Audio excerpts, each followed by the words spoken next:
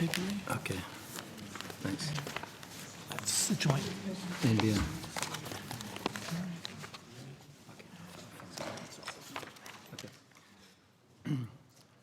I now call officers from NBN Co. I remind witnesses that for the benefit of the Hansard record, when they first speak, they should identify themselves and their position. Mr Quigley, would you like to make an opening statement?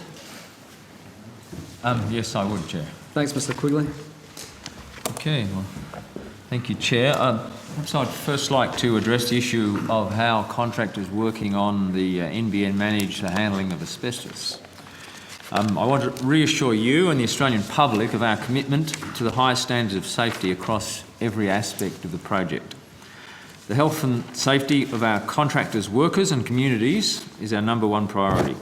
Asbestos containing material in telecommunications pits and ducts is an issue with a long history in Australia. We know this very well. It's by no means a new issue. And that is why, from day one, we have built processes and enforced procedures for the management of asbestos hazards. We require our contractors to have certified management systems, work procedures and detailed management plans, which are verified as being compliant with contractual and legislative requirements. Those requirements include the Work Health and Safety Regulations, that Commonwealth Act, the Code of Practice on how to manage and control asbestos in the workplace, and the Code of Practice how to safely remove asbestos.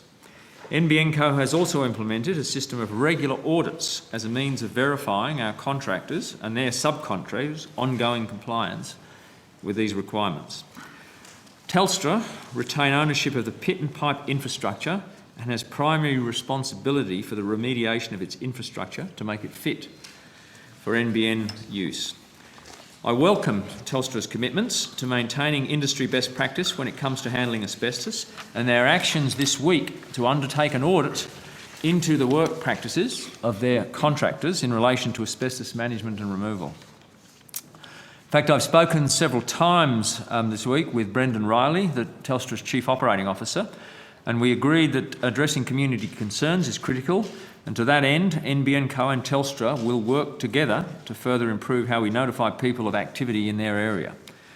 It's important we get the balance right between informing people of a risk and not causing undue alarm. NBN Co has also activated a cross-company team of senior managers reporting to our Chief Operations Officer, Mr Ralph Steffens, to manage and oversee asbestos-related issues. The team has this week met with representatives from NBN Co's prime contractors.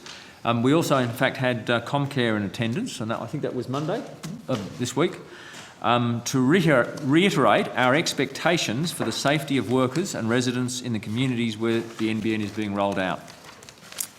Like Telstra, we expect our contractors to get this type of work right every time. So we are extremely concerned any time we hear that proper processes have not been followed. For your information, Senators, at the end of April, we had some 3,650 contractors working on network construction who had completed safety and awareness training, which includes training in the identification and handling of asbestos. To date, NBN Co has conducted more than 2,900 audits and inspections of its contractors to ensure they are complying with health and safety requirements.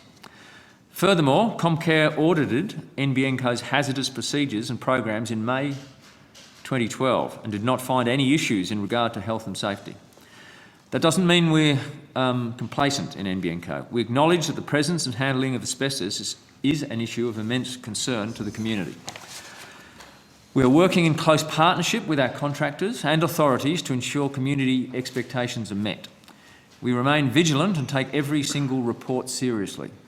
We will continue to drive the highest standards of safety and compliance in all work on the NBN.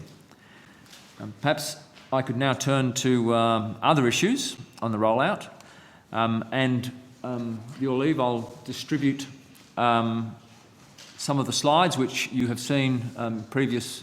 So you're seeking estimates? to table that document, Mr Quigley? The opening Slide. statement, yes? Happy to. Yeah, I'd table the opening statement and your slides. And, So, the slides yeah, also. somebody move the acceptance Yep. of those So- tabled documents being moved. All those in favour? Okay, Declare so it you- carried. if you- Mr. Quigley. If you have the slides in front of you. Has everyone got them? Yep. Okay.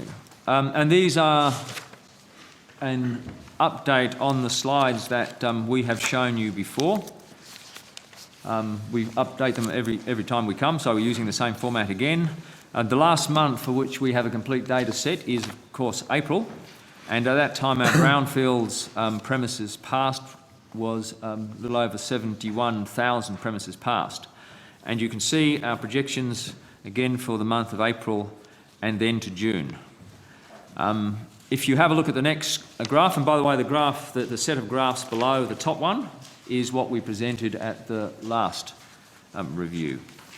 The next slide there is the activity profile in greenfields. So that's our fibre to the premise rollout in greenfields. And at the end of April, we had a bit over, in fact, close to 33,000 lots or premises which had been passed. And in fact, in April, we bought some close to, in fact, 4,860 lots into service. We've got quite a strong momentum now, and we look to reach the target that we had set for ourselves. The next chart is the take-up rates, and I think they tell an interesting story. We have changed that just slightly because now we're getting more and more fibre serving area modules onto the chart. We keep adding them. So in the lower chart, you can see that we've simplified it into 3 areas. The initial sites, which were the 3 Tasmanian sites, and you can see those on the upper graph, the 3 Tasmanian sites. Then the middle section is the first release sites. They're the 5 first release sites. And then on the left-hand side is the volume rollout. The graph below shows you the average of all of those FSAMs, and you can see that's tracking pretty well. It hasn't, in fact, slowed down in Tasmania. It's taken an uptick in the last month or two.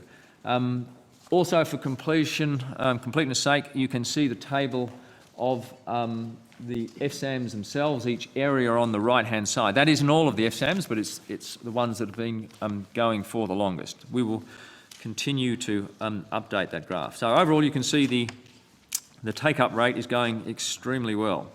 The next slide is looking at the average usage in Australia. That is in fact, probably the title at the top is not quite accurate. It's the average fixed line broadband usage per month. This is measured in gigabytes per month. You can see for fixed line usage in Australia, for the average subscriber, it's 30.6 gigabytes per month. It is, of course, much, much lower for the average mobile broadband subscriber, but for fixed line subscriber, it's at 30.6 gigabytes per month. On the NBN, it's at 46.6 gigabyte per month as of April. So that's obviously, not surprisingly, substantially more. The last slide that you can see is a survey that we did of all of the retail pricing that's in the marketplace now on the NBN. And you can see it in 3 groupings there, because retail service providers tend to sell broadband fixed line plans in gigabytes per month of allowance. And you can see there's 3 categories, 25 to 50 gigabytes per month, 50 to 100, and 100 plus.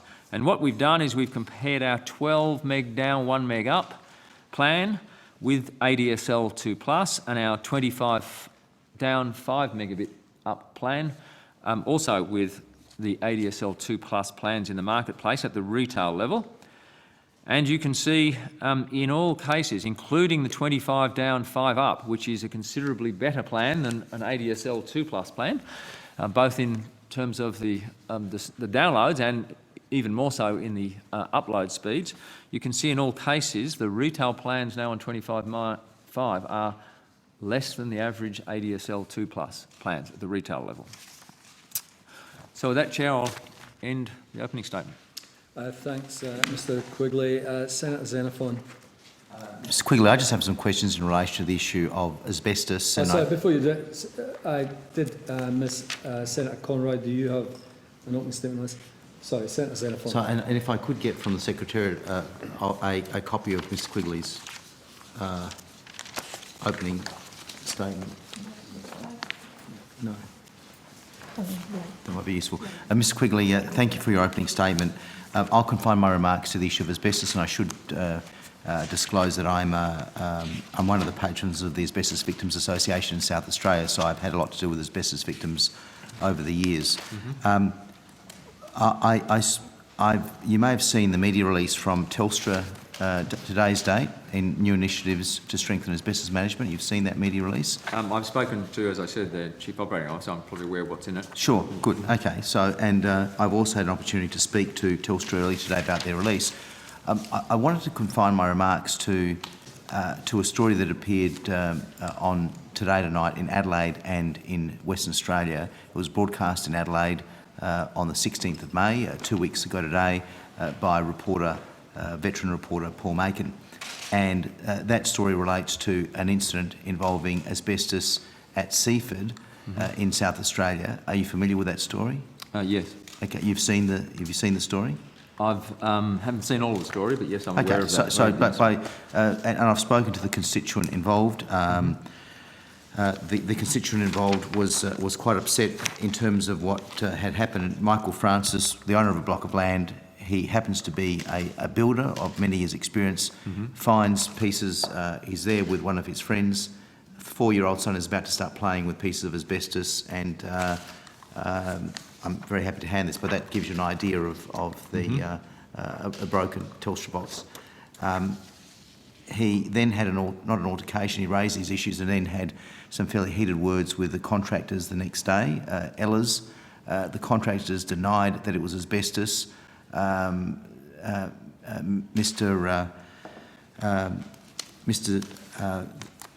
Francis ended up getting it independently tested, and it was asbestos. And the contractor, whilst he was the person in charge of the site, whilst he was denying that it was asbestos, had apparently one of the workers called out saying, "Boss, what do we do with the asbestos?" Words to that effect. So it seemed a fairly shoddy way of dealing with it. Telstra tells me that in this particular case, there was a handover of the boxes or the equipment that contains asbestos to NBN in about February. So whilst I'm very grateful for the Minister's statement earlier today about Telstra's role in this, there are instances where NBN has a much more direct role for the dismantling of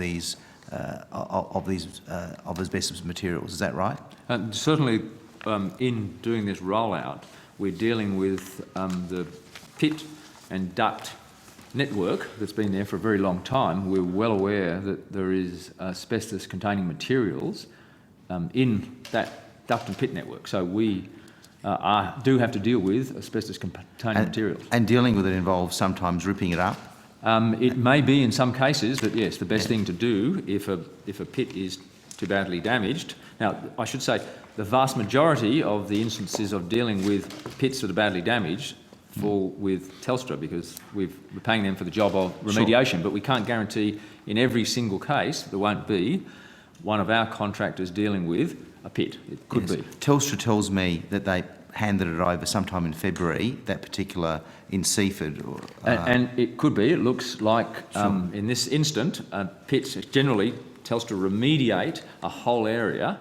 It looks like this pit may have been missed in that, and Cynthia, who was our contractor, would have taken on that remediated network. This pit might have been missed. If you could take on notice, my understanding that Seaford was one area that basically it was handed to NBN and they had a role in remediating or dealing with those pits. It could be, that's sure. That's if you could take that on notice. Yes. But in this case, what shocked Mr. Francis, who a builder of many years' experience, was the cavalier way that they were dealing with it. The contractors weren't; they were subcontractors, Ella's, for Cynthia. Yes. My concern, and whether you've considered this in terms of a legal sense, to what extent is NBN co-responsible for loss or damage suffered by individuals? And you know the latency period for asbestos could be up to 40 years or 50 years in some cases, as a result of conduct by its contractors and subcontractors. So I have to take that on notice, but if I can say, Senator, it's not surprising the individual, if you found such a pit on his property, it's not surprising that he was very shocked. I think we all would be shocked. That Well, it was broken up. pit, yeah, it was broken up pit. It simply should not have been there. Sure. It's totally unacceptable that it was there. So we continue, and we have right from the beginning, continue to stress with our contractors and with their subcontractors the importance of following the procedures which we have put in place to handle asbestos-containing material. But clearly they haven't been... What happened to this individual subcontractor? I understand there was action taken. Yes, there is. I mean, if when you have a flagrant basis of that, There was a specific yes, there was action a. taken against the... So what's happened to Ella as a subcontractor? Can you tell us? I can't tell you. I can tell you that we have when we have such events, we insist on critical incident investigations taking place, which has, in this instance, did take place. Right. And will Mr... I think there is some more information available on this specific case. Senator Sure. Xenophon will get Which that for we'll you get that urgently. tabled. Yep. Sure, but will Mr Francis be given the details of that critical incident investigation, since he was one of the parties? Actually, it was his block of land and he was exposed as well. Well, he was in the vicinity of this asbestos that was broken up. I can certainly take that on board. We have a copy, obviously, of the critical incident report, which we insist on from Cynthia, and if it's possible to give it to him, we will. Well, how will it be given to him or not? I can't answer that one now, Senator. What is it your view that it should be given to him? I see no reason, frankly, why it shouldn't be, but let me check. I just want to make sure that there's no questions of the fact that it's a Cynthia report, which we have a copy of. Are we able to give it to a third party?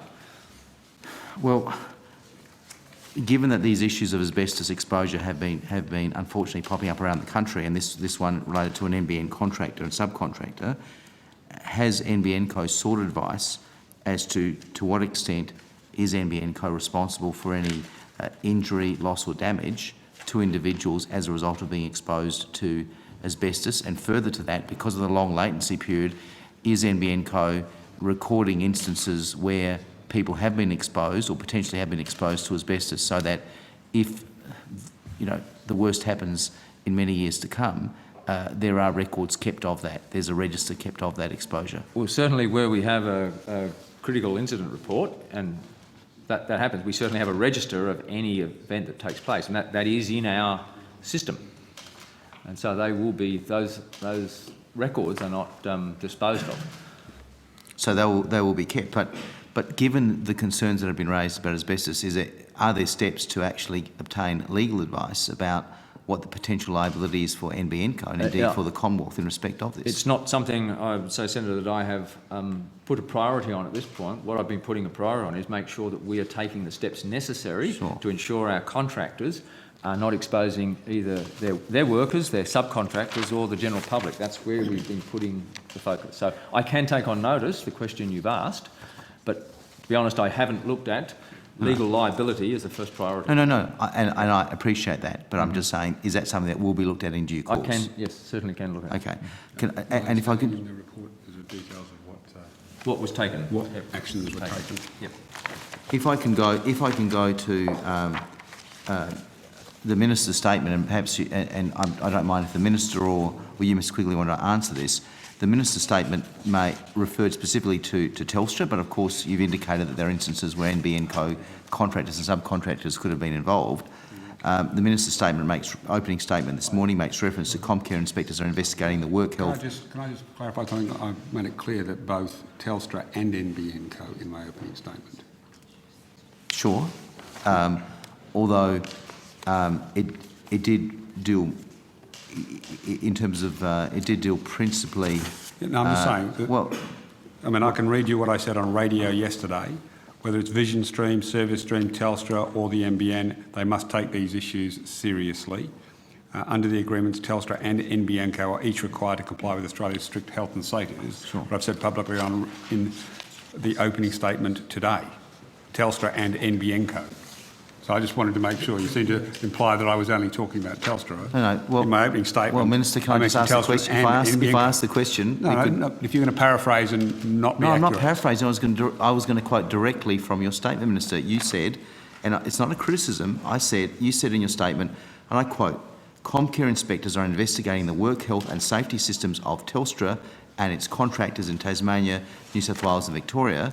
My question, Minister, and to Mr Quigley as well, is there any plan, given the exposure in South Australia and apparently in Western Australia, according to the Today Tonight report, will those Comcare inspectors also be investigating issues in other states where there has been asbestos exposure? Sorry, just before Mr Quigley answers, could I just say, as I mentioned, I understood that what had happened to the contractor, we understand the responsible subcontractor was stood down. As a result of the investigation, the subcontractor's employees were re-inducted into the safe work method statements, particularly in relation to asbestos-related procedures. And that's from a Synthio statement, I understand, at the time. Sure. So I just wanted to put on the record that... No. I'm grateful, Mr. But I just wanted to clarify, in the statement you made this morning, and I wasn't taking it out of context, reference was made to Comcare inspectors are investigating the system of Telstra and its contractors in Tasmania, New South Wales and Victoria. Will there also be an investigation of NBN and its contractors in South Australia and Western Australia? Or where's I think I indicated, and Mr Quigley indicated that, and I went through it some length, and I think Mr Quigley, I thought, did the same thing, that the NBN Co have, and this might be a different to the opening statement, but I think Mr Quigley also covered off on it in his opening statement. As at the end of April, 3,650 contractors were working on the network had completed safety and awareness training, which included training in the identification and handling of asbestos. To date, NBN Co has conducted 2,947 audits and inspections of its contractors to ensure they are complying with health and safety requirements. Furthermore, Comcare audited NBN Co's hazardous procedures and programs in May 2012. It did not find any issues in regards to health and safety. And as I think Mr Quigley said, in the past month, NBN Co has met with Comcare. In terms of the Perth issue, my understanding is Comcare were called in the one in Perth, so there's a Comcare report, if not completed, underway. In the one in South Australia, I think Cynthia have indicated what they did with the subcontractor. Sure. So just to clarify this, you made it clear that Comcare inspectors are investigating what occurred in terms of the systems of Telstra and its contractors in Tasmania, New South Wales and Victoria. Will there also be an investigation by Comcare inspectors of what occurred with respect to NBN and its contractors in South Australia and Western Australia? Well, as I said to you, in Western Australia... All right, in South Australia... In Western Australia, that's my understanding is that happened at the time, because that was the one in... There's two different incidents in Perth. One, Comcare had been called in, and it was, I think, Telstra workers. There was an issue where I don't know whether or not the Comcare inspectors were called in. I'm happy to take that on notice and come back to it. It's in Vic Park. Comcare was called in Vic Park in Perth. So the two incidents, Comcare were both called in, and in South Australia. Well, will Comcare be called in South Australia to investigate it? That's all I'm asking. You obviously both take it very seriously. Will there also be an investigation in South Australia? Yes, certainly. And as I said, Senator, we in fact had a meeting with all of our companies, that's Service Stream, Vision Stream, Lendlease, Silcar, Transfield, Tees. We met all of them on Monday before there was any mention of this in the media. We met with them on Monday together with Comcare. So this is something we do on a regular basis. Sure. And this was broadcast, though, in South Australia. I think it was probably the first broadcast back in the 16th of May. My final question in relation to this is that there are, Mr Quigley, there are media reports that Synthio has forced subcontractors, the allegations that they forced subcontractors to sign strict gag orders preventing them from speaking publicly about any facet of their work. Now, whilst I can understand there might be issues of commercial in confidence matters, but what attitude would the NBN Co have with respect to any gag order that related to issues of occupational health and safety? I'm not aware of any gag orders on occupational health and safety by any of our contractors. Whether they have asked their subcontractors to not talk about other issues, I simply don't. I can't So, tell. but can you guarantee, No, given your I- genuine concerns about this? No, I think, and NBN has said this previously, there are no gag orders enforced required as part of any NBN contract, other than over commercial confidence issues. Right. So there are none. We Right. have no gag orders when it comes to with the subcontractors. What But- subcontractors and what the main contractors contractors does with The subcontractors. subcontractors is not an issue that we've been aware of, and we've said it's not a requirement of the NBN Co. But I wouldn't imagine that any gag clause would cover a health and safety issue, irrespective of what a contract said. It depends what the, it depends No, what I don't think any gag clause can be used as an excuse by by a contractor or subcontractor to not notify Yes. of asbestos. Let me be very clear, that would be I think that would be probably an illegal clause in a contract and would break a number of laws. And can I just add, if I can, Minister, that we go a step further than that. It's not a question of not having gag orders.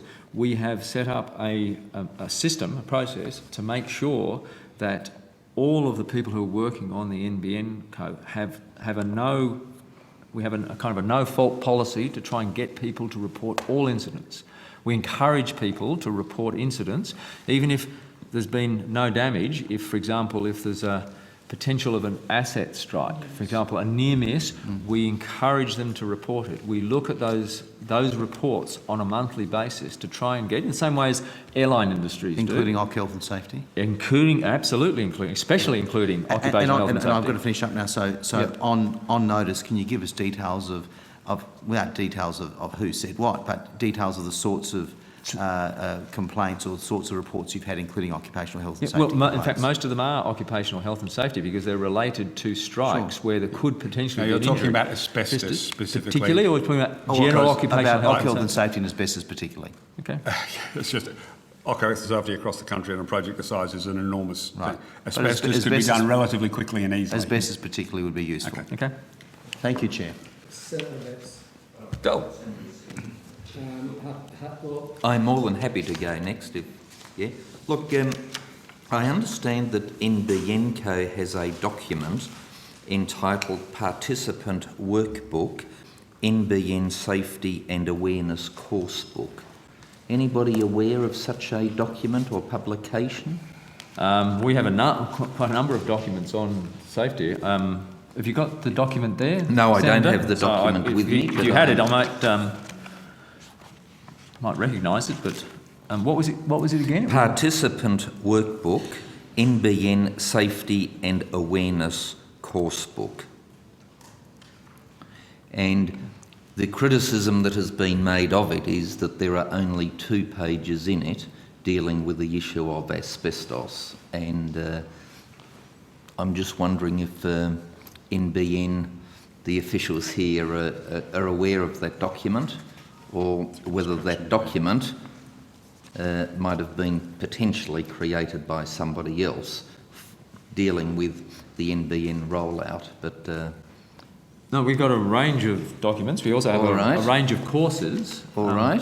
So, Well, So- can sorry, anybody I- help us? Do sorry, we have such a participant Sorry, I was a workbook? little bit confused there. Were you implying that it was an NBN produced document or? I am Not look, an I NBN have been produced. advised that it is an is, okay, NBN sorry, Co no, just document. wanted to However, clarify. I'm only going on advice, and therefore I'm willing to countenance the possibility the advice don't I've think- been I get given the by a sense- punter may be I get the sense may from be the incorrect. looks at the table that no ring a one, bell, no? All right, no take it one on has a notice copy. for me, please. Nobody has a copy handy, but we can take any we can take questions it on notice and notice. have a look, yep.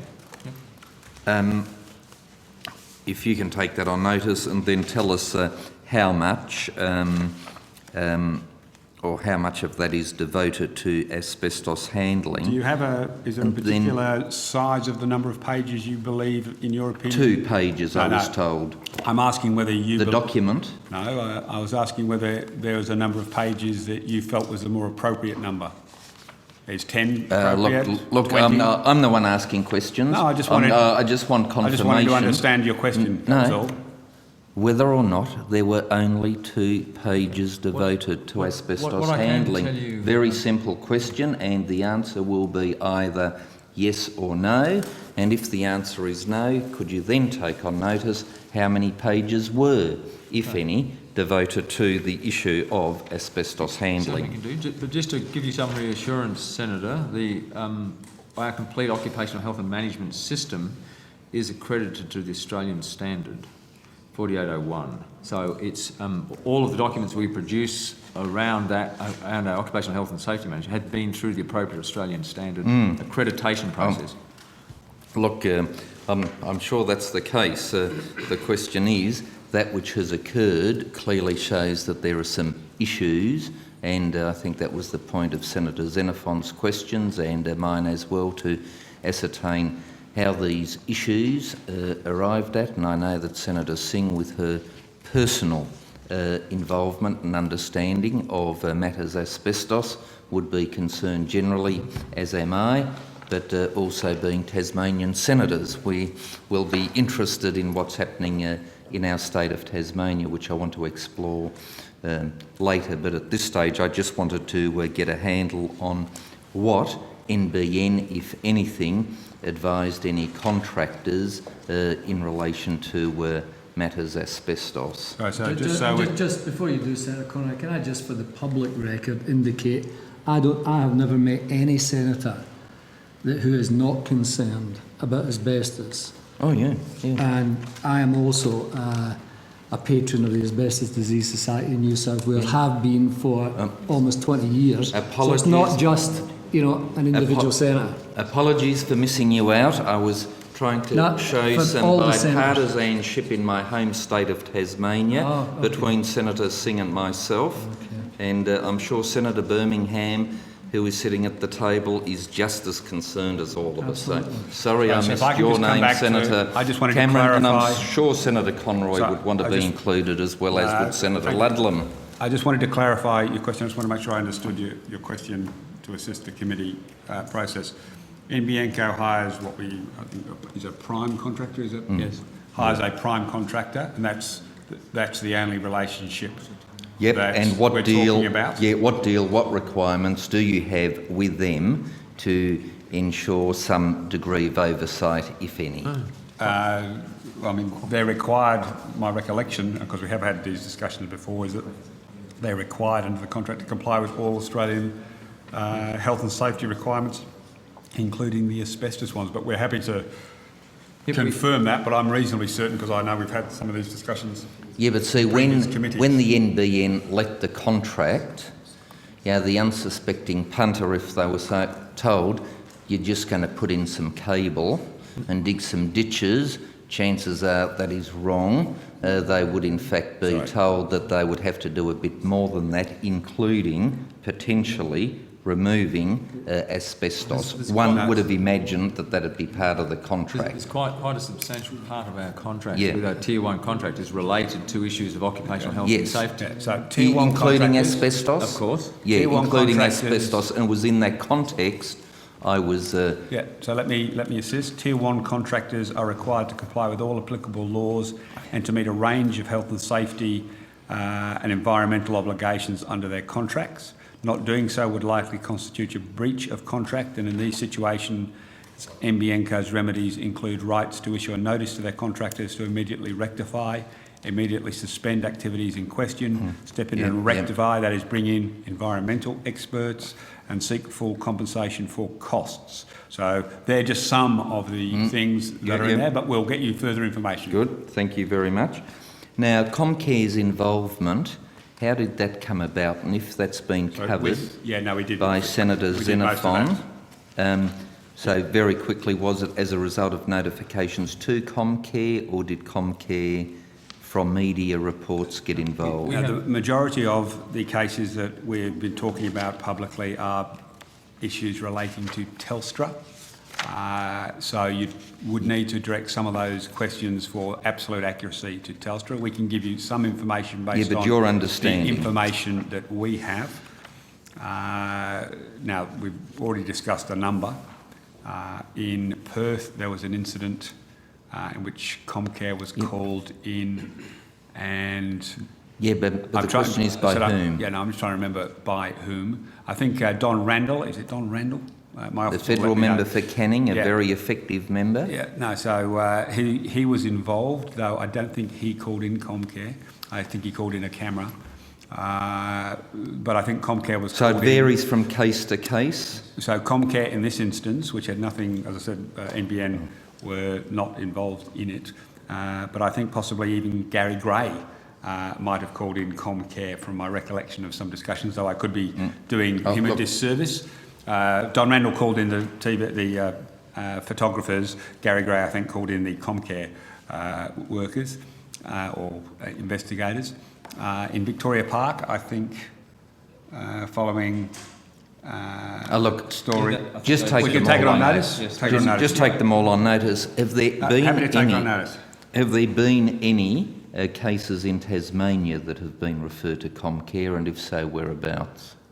Now, I explained earlier in the day that there is sometimes a little confusion in Tasmania, Senator Abetz, because the company that is remediating the pits for Telstra is also the company that is working on the rollout for NBN Co. So it's the same company.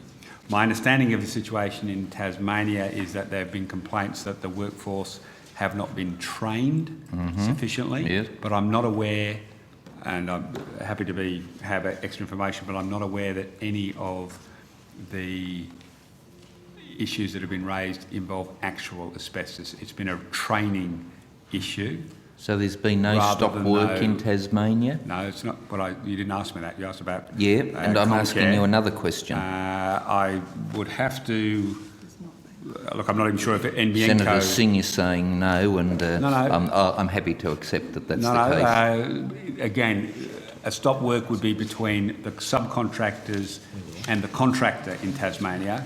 I'm not trying to lay NBN. blame on anybody. I just want to know what the facts are, and I would have thought, given your interest in getting an expeditious see- rollout, Minister, seeing we just a fraction behind You've time missed- with it, You missed the might have updates. been. You missed the updates. But as I said, I'm not aware. That doesn't mean there wasn't one. But my understanding is it's been what's in contention is that the workforce is sufficiently trained. If there's been a stop work, there may be. I'm unaware All of right, it. that's fine. That's all I asked. You're unaware. I Very am. long, no. very long That's answer to any tell other- me No, that you're we do. unaware, I mean, and there I was, accept. I believe there was a report that Comcare did do an investigation that I'm aware of in Tasmania, and they found no incident other than it was more procedural. There was a signature missing from a document, and there was a person was wearing the wrong type of shoes. Right. Okay, they had in fact they should have had boots without laces. They had boots with laces. So Right. that's what, as I'm aware Right. of, that our records show of that incident in Tasmania. So, So it wasn't actually an exposure or an incident. It's procedural issues.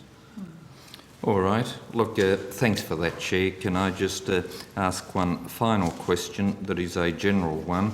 Question number 279, which I asked about collective agreements last time round, taken on notice, still not answered. Apologies, I'll see where that one's up to. We have received 80 answers in the last hour. So it's possible. So It's possible it it's may in there. well be one of those, but unsurprisingly, I've not had a chance to read through Yep. yet. Yeah. All right. Thank you very much for your forbearance, Chair. Can't believe it. Can't believe it was even an Yeah. Thank you for your opening statement, Mr. Quigley. Clearly, it's good to hear that NBN have good management practices in place. But clearly also, I think we're all aware that Telstra have responsibility for the pits and the ducts, some of which contain asbestos in the concrete. Now, I understand that Telstra have been remediating these pits and ducts across the country for many, many, many years, and therefore would be very well aware that come the time of NBN starting to be rolled out, that they would need to remediate those ducts.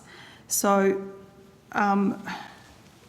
when obviously the beginning of NBN rollout commenced and that contractual processes were going on, Was asbestos canvassed by Telstra, and specifically the areas of which NBN would have to roll out the cable, the fibre optic cable? Did Telstra canvass with NBN the fact that they would need to remediate those pits and ducts? Well, there's, we're in fact using a huge volume of the Telstra pits and ducts. So both organisations were absolutely aware that, given the age of some of those ducts and pits, and there's been various technologies used over, when I say technologies, materials used, all the way from some very early stuff, and then following the Second World War there was some of this asbestos-containing material, and then moved to polyethylene and polyester, different materials used.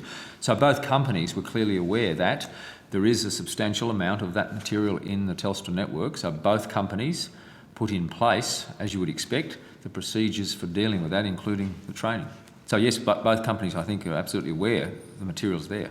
But in that process, did Telstra agree that as they are responsible for the pits and the ducts, they would be remediating those before the NBN were yes. to come along and roll out their cable? Yes, they've been remediating ducts and pits for a long time, even well before the NBN.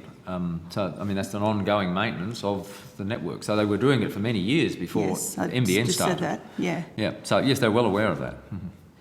But did they agree that they would actually do that work before NBN would come and put their cables in place?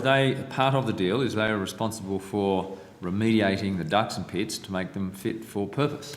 Okay.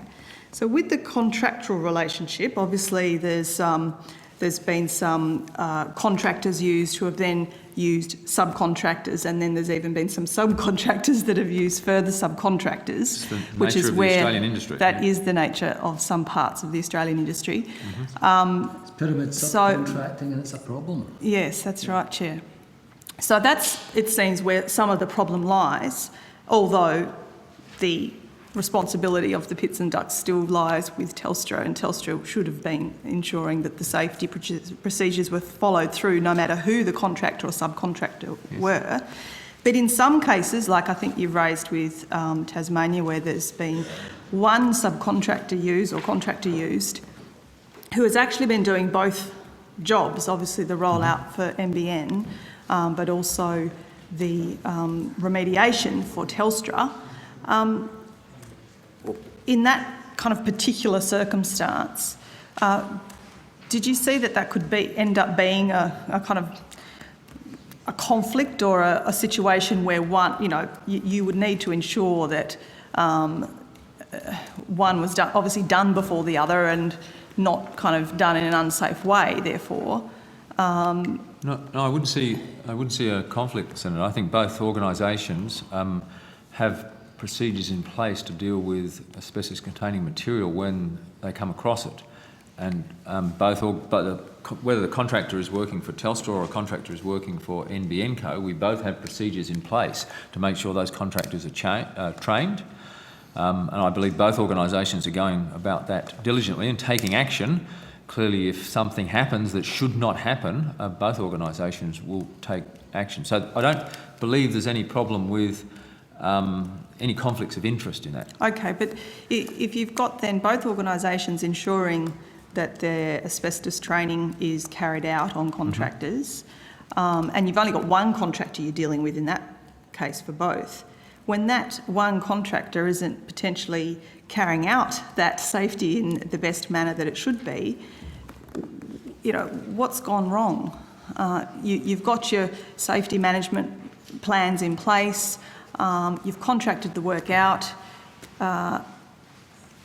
Why wasn't it kind of followed through to ensure that everyone was trained up and ready to do the job properly? Well, I think both organisations do put a lot of effort into training. As you heard, we in NBN Co have put a lot of people through training courses. And by the way, I think there might have been a media report somewhere that this is a half-day training course. In fact, it's a 2-day training course that we put people through. And I believe, I don't know for certain, but I'm sure that Telstra would do something very similar. it's very hard to explain when there is an incident, given all of that training that's taken place and all of the effort and all the auditing, why a failure has taken place. Failures do take place. Our job is to immediately take the action as fast as we can and as thoroughly as we can and learn from incidents and make sure they're rectified quickly and make sure we then improve the ongoing processes. We can't obviously guarantee for the amount of work that's going on that there won't be incidents. Our job is to try and absolutely minimise those and train people and learn from them, which is why, by the way, whenever we have an incident that takes place, we often have what's called toolbox meetings. So if there's an incident that takes place, and I'm not just talking here about asbestos, but any safety-related issue on any site, we have a system that can get promulgated right around the country, and we have toolbox meetings. In other words, first thing in the morning, the workforce who are working on that area will be told about the incident. What did we learn from it? What should we do different? What procedures have to be changed? That's the type of thing that you can do to minimise that. Yeah, look, as I said at the outset, I think NBN have very good management systems in place, and I think you've provided that in your opening statement. But if NBN are rolling out the fibre optic and Telstra are remediating the pits and ducts, shouldn't there not be that many instances where NBN contractors are coming across asbestos? Because Telstra should have already done that work, if Telstra have done what they should have done. Yes, but you can't. They won't necessarily remove all the duct that's under But the they'll ground between the remediate it. pits. They'll make it safe for the NBN contractor to go in. That's their job. Yes, but Senator Singh, can I just indicate there are other senators here queuing up to get in? I've got to move to Senator Ludlam in a second. Okay. yep. I think we can't assume, Senator, we can't assume and we won't assume and don't assume that we won't come across asbestos. Even though Telstra may have done an excellent job, which we're seeing every indication that they're overall doing a very good job. Now, there has been some incidents, as we've seen, but we don't assume that we won't come across asbestos, which is why we put all the people through the training courses. We have to assume that we could come across asbestos. Do you think Telstra have let down... Senator Ludlam has the call. Last question. You've got the call, Senator. If you don't want the call, I'll move on. I do. No, you better take the Can call I ask in. a last question? One last Do question. you want Chair? One last question then. Do you think Telstra have let down NBN Co by not remediating the pits and ducts as they should have before NBN Co contractors went in? I think Telstra yesterday, and if you read their press release today, have accepted full responsibility for what's happened, particularly in Penrith and in other places around the country. So I think it speaks for itself. You want the call, Senator Ludlam? I do, thanks, Chair. I suspect we may come back to this issue later in the evening. I just want to turn to some of the other issues that you mentioned in your opening statement, but also come to the issue of contractors and subcontractors, because it's one of the things that was also blamed when the company suffered pretty significant delays that were announced between last December and, I don't know, whenever we were last in Sydney in March or April. You mentioned a number of 3,650 contractors that have done safety training. Is that the total complement of subcontractors working through various companies for NBN Co? I can't give you the exact number, but our aim is to put every single contractor and subcontractor who works on the NBN through those courses. So I think it would be very close to that number. There could be some obviously every day by day it changes, Senator, but that would be roughly the number. Great. Yeah. Okay. How many of those are on 457 visas? Do you have any visibility of that? 457 visas? I don't know. No. I don't know. I have to take that one on notice. Are you likely to be able to find out, or is it likely that you will? I guess I can't ask you to judge likeliness, but whether your top tier contractors would have that information, and if they did, whether they would pass that on to NBN Co? I would have to take that on notice. I do know that there have been some specialised skills that have come in from overseas. Yeah. For example, ribbon splicing would be an area. Yep. I could understand why that was the case, because I don't imagine there's a very big jobs market we were for first that to in deploy. Australia until you turned Yes. up. Yes. I think we were the first to deploy ribbon fibre. So. Yep. But I'm also interested to know I mean, there's a lot of skilled labour involved here. There's also a lot of semi-skilled labour. Whether across what categories you'd be able to identify the proportion of your workforce that's on these visas. I don't have that. No, I don't yet We'll- have it at we'll- the table, we'll I understand. Take it on notice if we can. Thanks, Mr Quigley. If you could just step us through some of the issues that you worked through in your opening presentation. Slide 4, the take-up rate Right. by FSAM.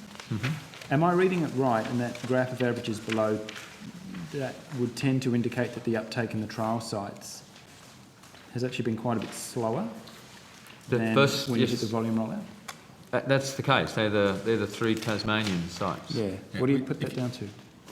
Well, I mean, I think we started in the toughest state and in the toughest regions in the toughest state. It was one of the reasons we started there. I mean, the Tasmanian government wanted to, going right back to the very beginning, the Tasmanian government wanted to put their hand up to be part of it from the beginning. Yeah. But we chose some of the toughest spots. And back when we started, Tasmania, back in 07, 08, Tasmania only had 1/3 of the state using broadband. In other words, 2/3 potentially, if they wanted to get on the internet, used dial-up. Yeah. So when we started, it was the toughest. And back in 2009, 2010, the debate that we're having today about broadband was very much in its infancy. And so the public knowledge, understanding of what the NBN could bring was probably, I think it's fair to say, a lot lower than it is today. We've had 4 years of fairly heated public debate, and as you can see from the figures, as we open new areas, the knowledge and understanding of what the NBN can bring to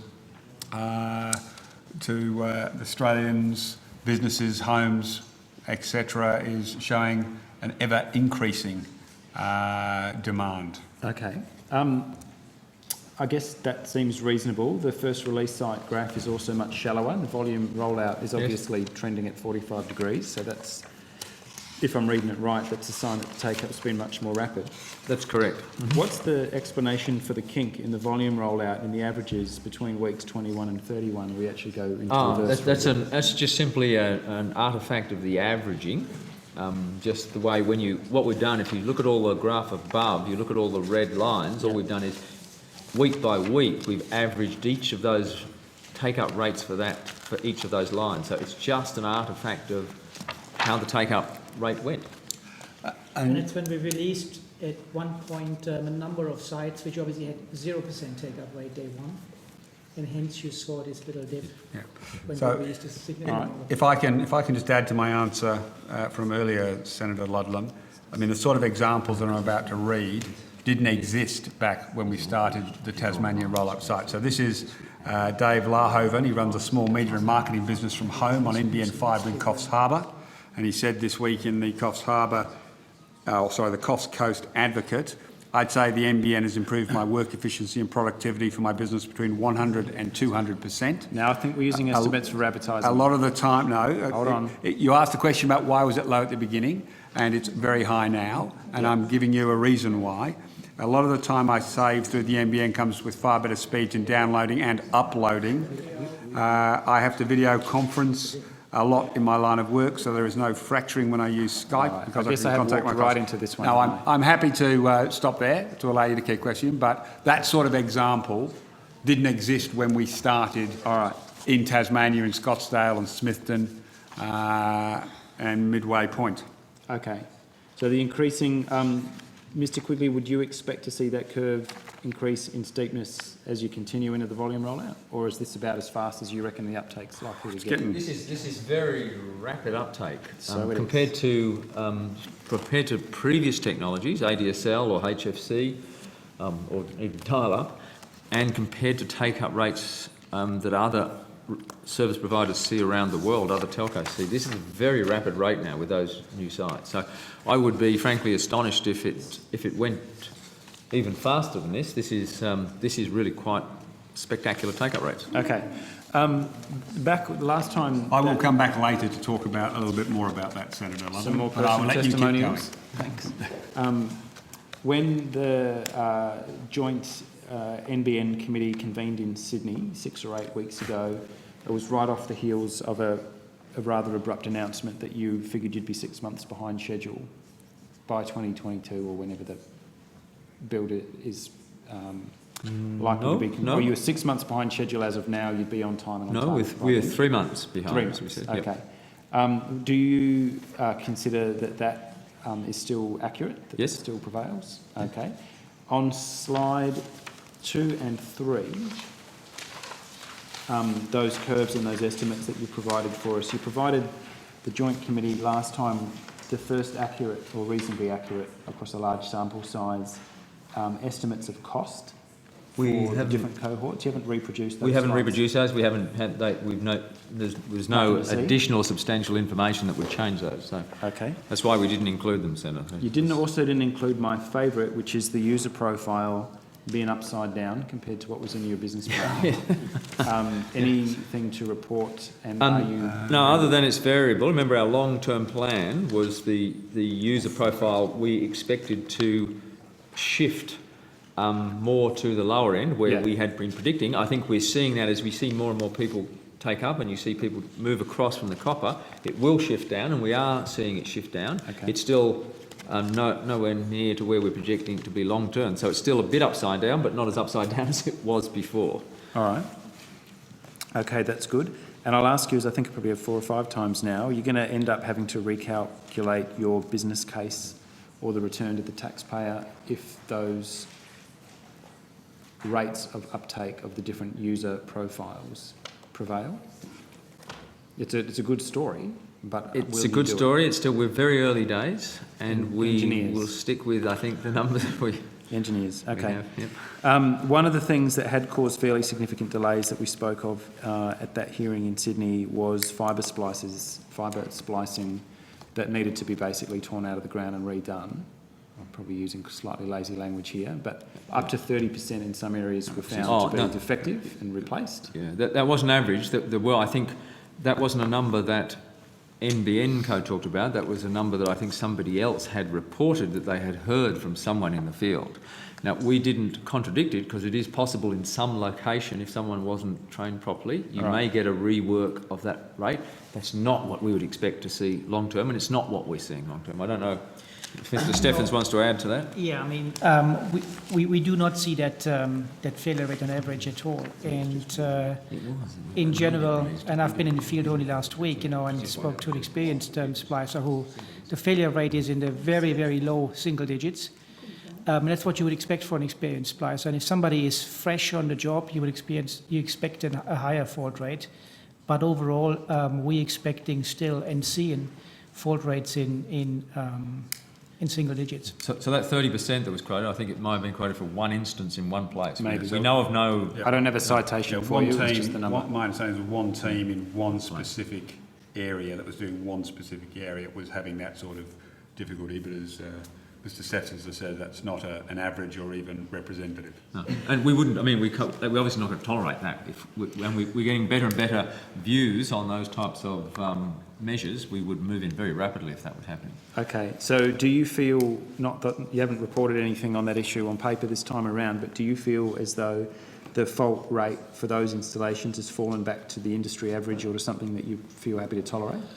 I mean, in general, I would say yes, but since we are still adding a lot of additional resource onto the project, we are training a lot of splicers, that the inexperienced will have initially a higher fault rate or produce a higher fault rate, but we consistently see this fault rate coming down as they gain more experience.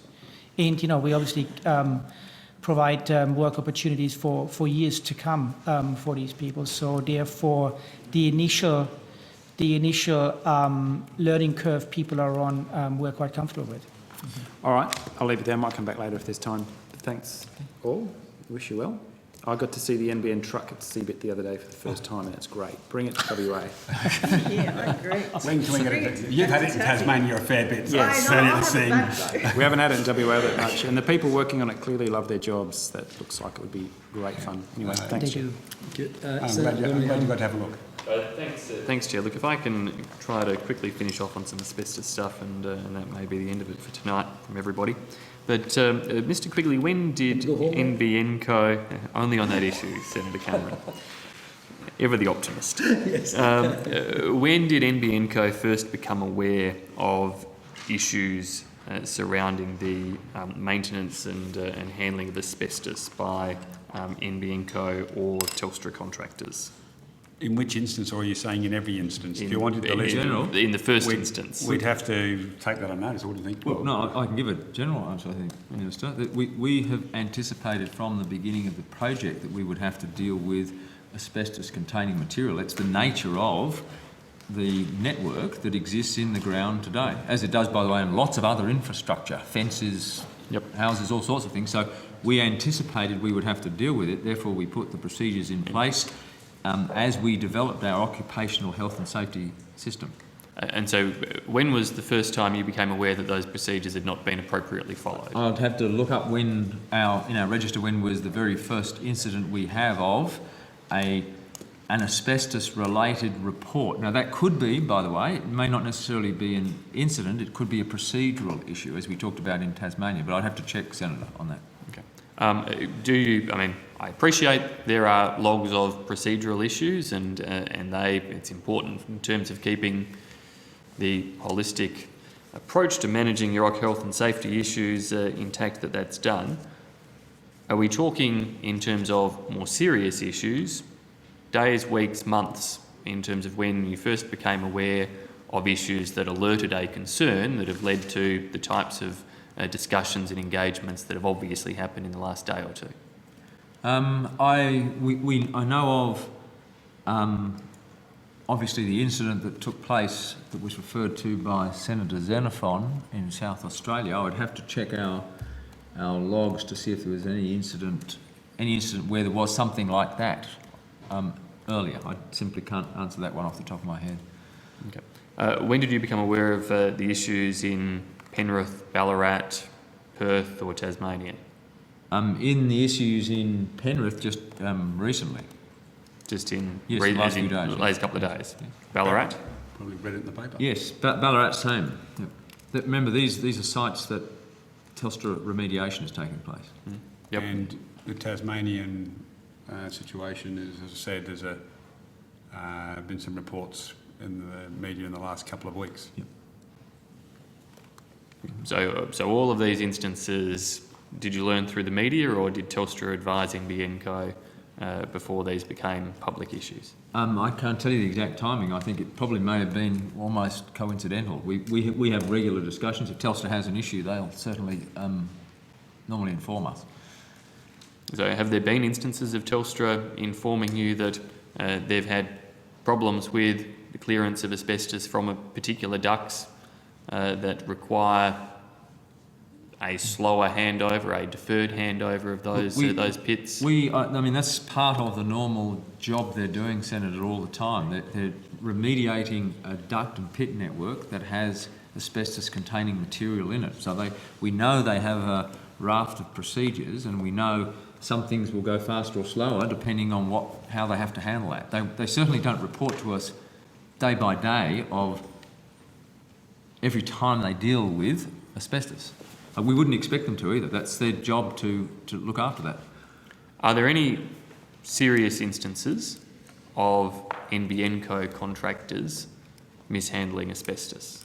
Well, clearly we talked about one here today in South Australia where it sounds like it was a pit that was a contractor working for us took it out of the ground. Now, we'll have to dig into that, but that's clearly an instance. Are there any others that you're aware of? Yeah, Victoria Park also, there was a complaint, and that was, I think that was back in February. That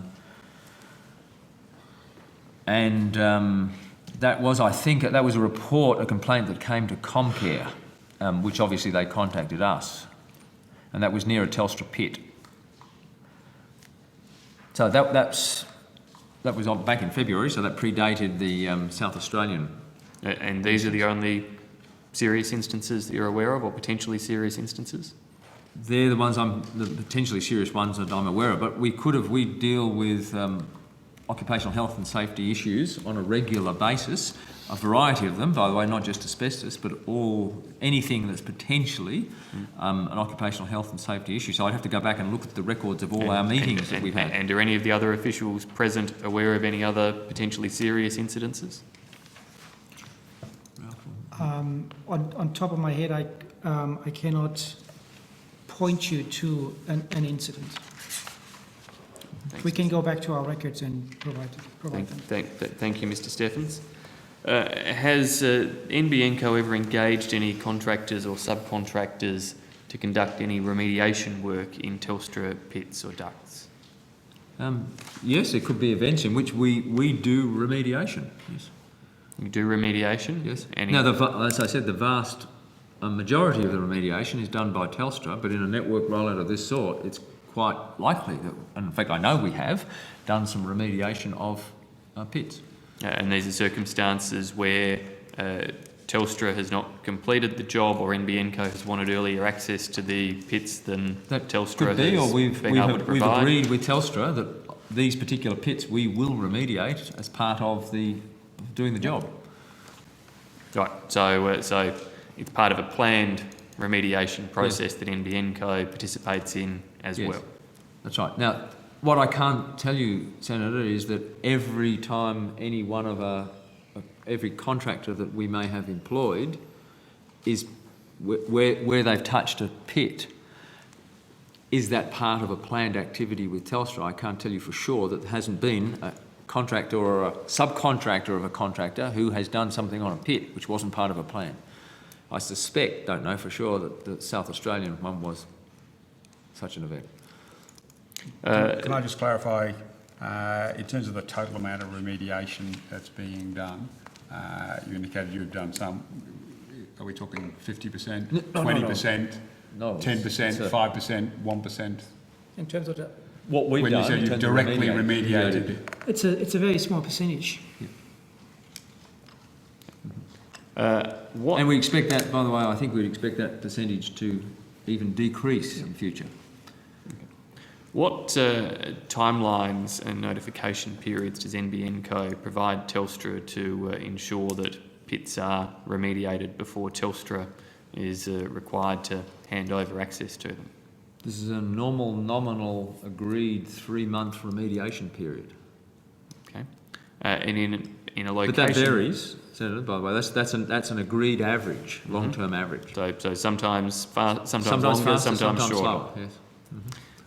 In a location like Ballarat, where both Telstra remediation work is happening on the ground and NBN Co rollout is happening on the ground simultaneously, how short can the time frame get between indicating to Telstra we need to access to these pits and Telstra having to hand them over? Well, we start to do the subsequent work to remediation only after Telstra has handed them over to us and they've finished that work. We're not both simultaneously. I know of no instance where we're simultaneously or concurrently working on the same pits.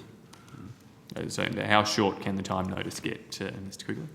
I don't know. That's a scheduling issue and it'll vary all over the place. Happy to take it on notice. Yeah, but Well, again, unless Mr. Steffens or somebody else is able to answer. I mean, the remediation activities in every FSAM, they vary wildly. You know, it can be that Telstra hands over areas within 6 to 8 weeks, and sometimes it takes obviously substantially longer. But it typically depends on the volume of work required in the area to be remediated. And I think you're saying it's on a site-by-site basis, Senator Birmingham. So what checks does NBN Co do to ensure that Telstra pits are fit for use before its subcontractors begin to pull fibre through the Telstra pit, or indeed pits that NBN Co itself has had contractors remediate? We do regular field inspection reports. But also our subcontractors are doing this and see the pits as fit for use or not, and reporting back obviously if they find issues with pits which would not make them fit for use. Your field inspection reports are a random inspection program, or Is that a comprehensive inspection of every pit before it's handed over, No, or is it a selective test? No, we're not inspecting. NBN personnel is not inspecting every pit. But we wouldn't anticipate doing so, Senator. I mean, Telstra's a professional organisation. We've entrusted them to do a job. We expect them to do that properly.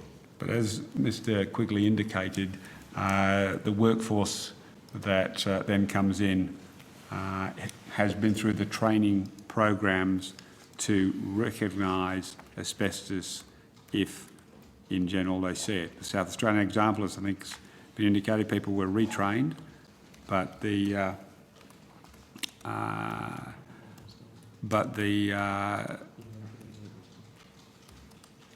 so the workforce actually goes through a training process of, I think Mr Quigley said, 2 days around the asbestos issues, so that it could recognise asbestos if, for some reason, it discovered it in the pits.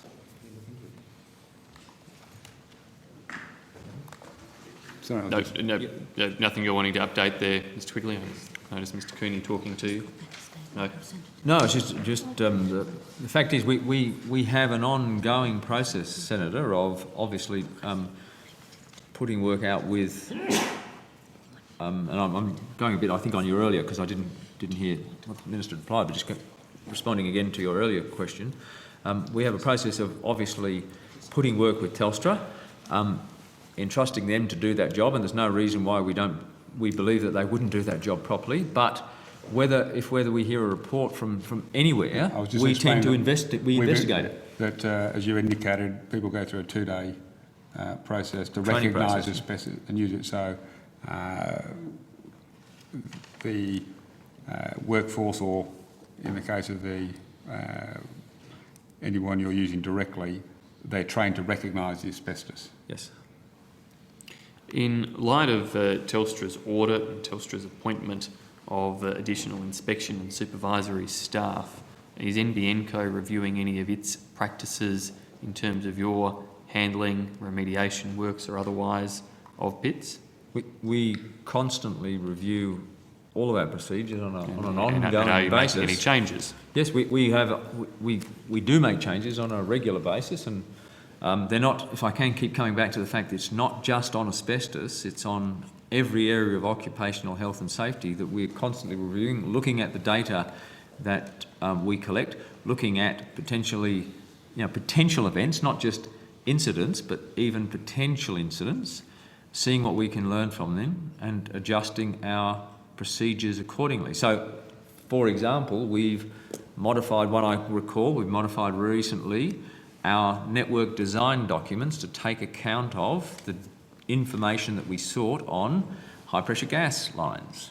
So that's a type of thing we're doing on a regular basis. Where we have information that comes to us, no matter what the source, we believe it requires a modification to our processes or procedures, we will do that. Are there any changes to processes or procedures being undertaken as a result of the asbestos-related incidences of the last few days or a couple of weeks, and or Telstra's announcement and changes to their practices and procedures of today? We are certainly going to look very carefully at what comes out of the Telstra review they're doing and the audit, which I believe will be completed tomorrow.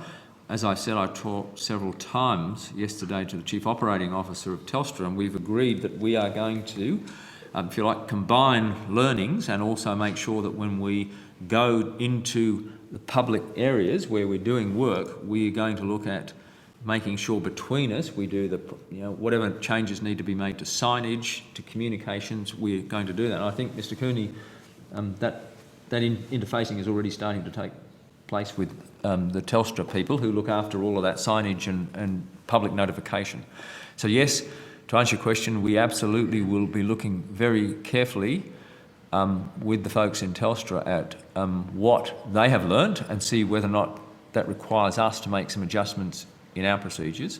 And as I said before, on Monday with Comcare, we had another meeting prior to this with all of our contractors to reinforce again the importance of ACM handling.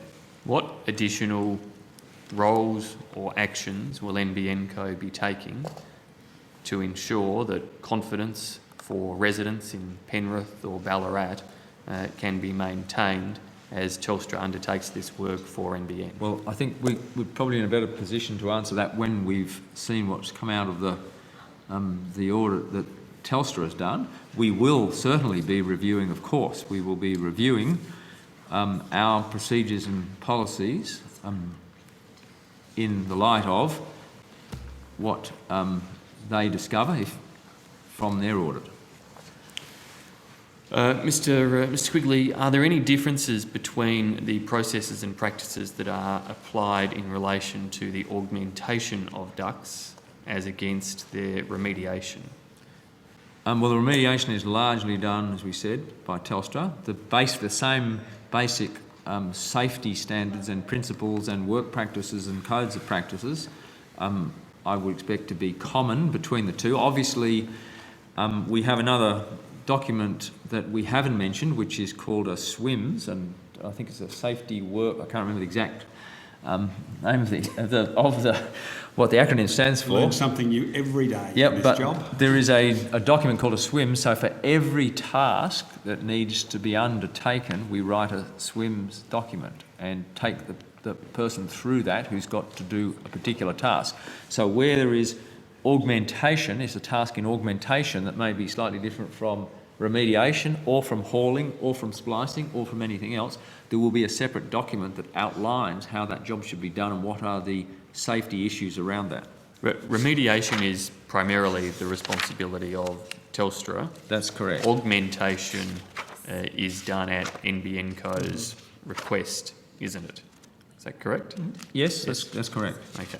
And does NBN Co take prime responsibility then for the undertaking of augmentation, and where handling of asbestos is a factor in such augmentation activities, NBN Co is responsible for its safe handling? Yeah, certainly, if it's work that we're undertaking, as opposed to Telstra, then we of course take responsibility for the safety standards around that work.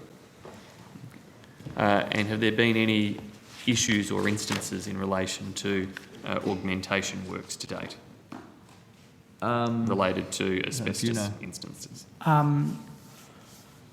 I'm certainly aware of a number of issues, health and safety related issues on this part of work. Asbestos related issue, I cannot recall one, but I'm not saying that there hasn't been one, and I go through the records to find out and can you could go through the records, and equally if you could provide, as you do that, Mr. Steffens, details of the incidences that have been encountered, please. The SWIMS is SWMS, it's Safe Work Method Statement, and that's on a task basis. So we make sure that all of our contractors and their subcontractors, that if they're doing any work that involves working on or removal of asbestos, there must be a SWIM in place so they can safely undertake the task. And that means they've got to have the SWIM verified by us, and there's got to be appropriate training and induction, and then we do verification of the competence of the people who undertake that task. Telstra have indicated they're suspending all new remediation work whilst the audit is undertaken and their practices are appropriately reviewed. What impact will that have on NBN Co's rollout and operations? Because the remediation they're doing is ahead of when we do the build, then I don't frankly expect it to have a big impact because it's some months ahead of the build. So if you're hoping it'll impact on the June 30 figures or September figures, I doubt it. So, sorry to break your heart. You're not breaking anybody's heart, Minister, and I'm not hoping for anything tonight other than answers, for which I think, Mr. Quigley, so you have no expectations that that cessation of remediation works will necessarily have an impact, that Telstra will be able to catch up as required to make sure that when you have caught up and your contractors have caught up with the pits that are currently available, there will be further pits available. yes, I don't anticipate that'll have an impact. Minister, have you or the department or NBN Co received correspondence from Penrith Council on... My apologies, Senator Birmingham. I was asking me a question. Yeah. Sorry, Senator Birmingham, you were asking? Have you or the department or NBN Co received correspondence from the Penrith Council in relation to the asbestos I believe issue? a letter has been sent. I haven't seen it yet. I think my office, I've been in estimates all day, but I think my office informed me that we'd received a letter. But as I've been in here almost all day and in meetings, even in the breaks here all day, I haven't had a chance to read the letter myself yet. Okay. If you But I haven't read it, understand- you certainly haven't dealt with it or responded to it. Yeah, no, but I understand there is a meeting tonight in Penrith being attended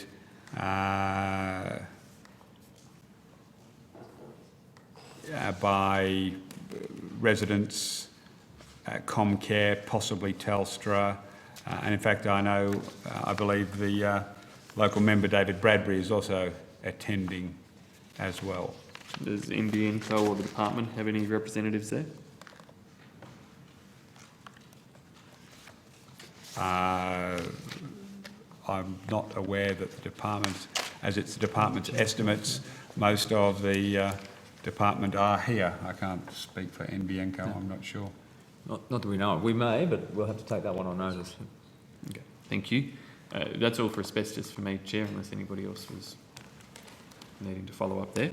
Well, I just think we should try and get this in a bit of context. I think I may be the only one here who's actually been exposed to asbestos. I may be wrong, but I worked in the Electricity Commission for 7 years as a fitter, and when I first went there, in about 1975, there was no safety at all on asbestos. We were simply given a little tomahawk and you chopped out the valves and you put rattlers on it and you rattled away and you choked in the dust. So it's not good for me to sit here and listen to all this, because who knows if there's a time bomb ticking. But that's gone these days. We've got bans on asbestos and companies have got, what you've described, Mr Quigley, how NBN deals with it is light years from when workers 20 and 30 years ago were working with it. I want to congratulate you for the work you're doing on it and thank your team for being as competent and careful with this issue. And I really think it's a problem. If there is still asbestos out there, we should look at, and I hope someday we can get a joint parliamentary position where we can get an asbestos eradication plan for this country. And I hope the people that have been so vocal about it tonight would join me in doing that. So if you're finished on asbestos, let's move on. Thanks, Chair, and thanks for those remarks. Mr Quigley, obviously your chair has changed recently to Ms McKenna. Can you describe the relationship between yourself and the chair and how it may have changed in an operating sense between the relationship you had with Mr Harrison? The relationship between the chair and the CEO is as any relationship between a chair and a CEO. It's not for you to ask Mr Quigley's opinion. If you have a question of fact, would you like to ask it? Are there any practices in the work arrangements between Mr Quigley and the chairman that have changed from the change in chair from Mr Harrison to Ms McKenna? In terms of the ongoing operational relationship, the relationship is positive and continues to be constructive. Is there a reason you won't let Mr Quigley speak for himself on this? Well, asking Mr Quigley to comment on the chair is frankly pretty rude. I'm not asking him to comment on... That's exactly what you did, Senator Birmingham. I'm asking him to comment on whether there's been any change to the work practices between... The chair is the chair and the CEO is the CEO, and there is a strong and positive working relationship. I refer to Ms McKenna's statements in the media to the effect that the minister... No. If you're going to refer to Ms McKenna's statements, you should read her quotes, not things that are claimed to have been said by her. Well then, Minister, So I'm sure if you will happily answer. if you're going to quote Ms McKenna, then you quote Ms McKenna, don't paraphrase. I'm sure you will happily answer then. Has Ms McKenna made any instruction that Mr Quigley should only deal with you, Minister, in her presence? As I've said publicly already on this matter, no, that is a false report. And as I've warned you before, you really shouldn't just read out the front page of the Australian. It's quite sad. Well, this is a very good opportunity, It is Minister, for it is you a to false set the statement. record straight. I've already set the record straight on this, and it just shows the continued campaign by the Australian to try and denigrate the NBN, the work of the NBN, the board and the CEO in every single day. It's been a consistent campaign for nearly 3 years, and it is a blight on journalism in their biased reporting. Obviously, you should clamp down on it, Minister. No, as I said, I have corrected you, as I've corrected others earlier on this matter. Thank you, Minister. Any more questions? Certainly there are. Have you met privately with Mr Quigley without Ms McKenna since her appointment? Many, many times. I speak to Mr Quigley, Mr McLaren, Mr Steffens, Mr Cooney, Mr Scholl. I speak to the staff as needed on any range of matters, on any time it's required, and they're incredibly professional and respond very diligently. I'm sure they do, Minister. Does Ms McKenna equally meet with all of Mr Quigley's direct reports and speak with them as one of the things much that I was as sure she cares to as you appear to, Minister? One of the things I'm sure that any new incoming chair would do is get to know all of the key personnel at NBN. In fact, I think Ms McKenna has toured the country to every single office of NBN Co since she became the chair in the last 4 months, and held meetings, well, I have to say public meetings, given that they're all of the staff. In fact, I invited our chairman to the 2 town hall meetings. I told them every quarter I asked her to come along and address all of our staff. Ms McKenna has done a tour of the country to get to understand fully all of the operational aspects of NBN as she was the new chair. So again, I repeat, you really shouldn't believe the front page of the Fin Review, which is a travesty of journalism since Michael Stutchby left the Australian to go to the Financial Review. He has debauched it in, frankly, an embarrassing way. And you shouldn't just believe reports you read in the Fin Review front page or the Australian. Minister, again, thank you. Has Ms McKenna or Mr Quigley sought any correction from the Australian for the erroneous story you have cited? Seeking a correction from the Australians is like looking for the Loch Ness Monster. They are unashamed in their biased reporting and they're campaigning against the Labor government and the National Broadband Network. So you They are unashamed in their campaigning. How has the board, since Ms McKenna became chair, reinforced to management their accountability to the board? Have there been any particular changes in the way management is expected to present their accountability to the board under Ms McKenna? Look, I'm happy to take on notice.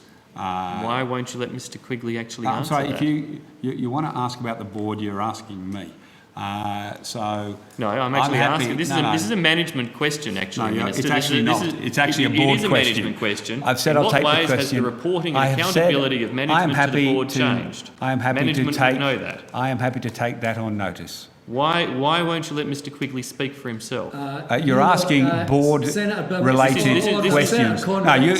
Senator Conroy, Senator Birmingham, you know the rules. Once the minister takes it on notice, he's entitled to take it on notice, and you should not berate him after that. You should get on and ask another question. You know the rules. Mr Quigley, have you changed the way you present information to the board since the change of chair? What the board requires of Mr Quigley You're is not a Mr. board Quigley. matter. What the board requires of Mr Quigley is a board matter, and I'm happy to take on notice your question. You're not Mr Quigley. I'm entitled to take any question put at estimates. It's the rules of estimates, and I'm entitled to take on notice any question you make put. a mockery of estimates with your approach, No, Minister. you are a mockery and a travesty for simply trying to engage in smear of the National Broadband Network. Mr Quigley, And the have company and the management professionals reports. and the professionals at it. You are regurgitating a range of false claims simply for your own political gain to smear the professionals who work at the NBN Co. Mr Quigley, If you'd like to ask about the take-up rates, if you want to ask about even the delayed rollout and where it's up to, any time you want to pitch a question about the NBN Go, but sitting and regurgitating false claims. I'm on this side of the table. I get to choose the questions Sitting and I ask, regurgitating Minister. false claims.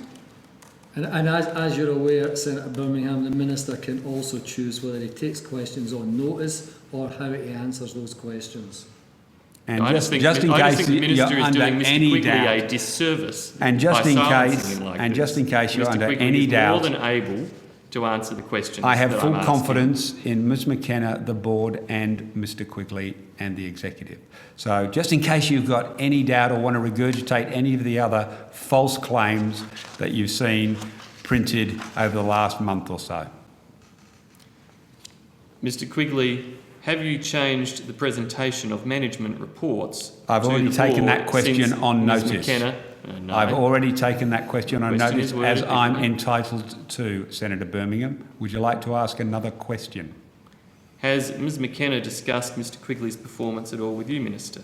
I'm sorry, but I'm really not going to answer questions about private conversations, but let me repeat what I've just said, just in case there is any doubt whatsoever, Senator Birmingham. Mr Quigley has my full confidence, as does Ms McKenna, and as does the board.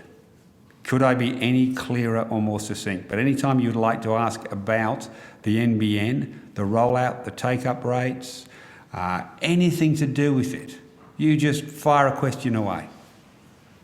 You just keep trolling through the rubbish. Any time you would like to stop. You just keep trolling through the rubbish, but any time you'd like to take the opportunity to ask a question about the rollout, you go right ahead. Anytime you would like to stop the effective conduct of these hearings by actually simply letting Mr Quigley answer, as I'm sure he is most capable of doing, a very simple question about the way his management team reports information to the We've board. already... Order, Senator Conroy. I've already ruled on that. You cannot try and overrule the Minister if the Minister takes the question. You know the rules. You should stop ignoring the rules of the operation of estimates, and you should ask questions of Mr Quigley or Senator Conroy that the Minister can take any question he likes.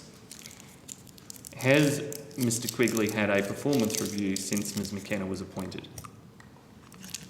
I'll take that on notice. I would expect all executives of NBN go through performance reviews.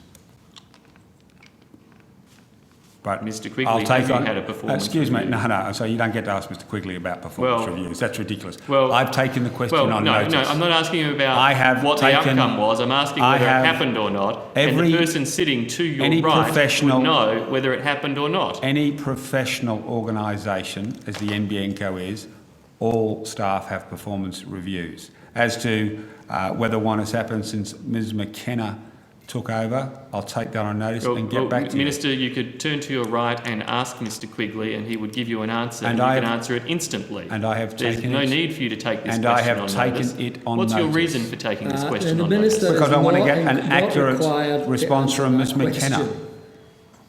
You don't think Mr Quigley would give you an accurate response? He may not or may have had one, but I will He get would you. know.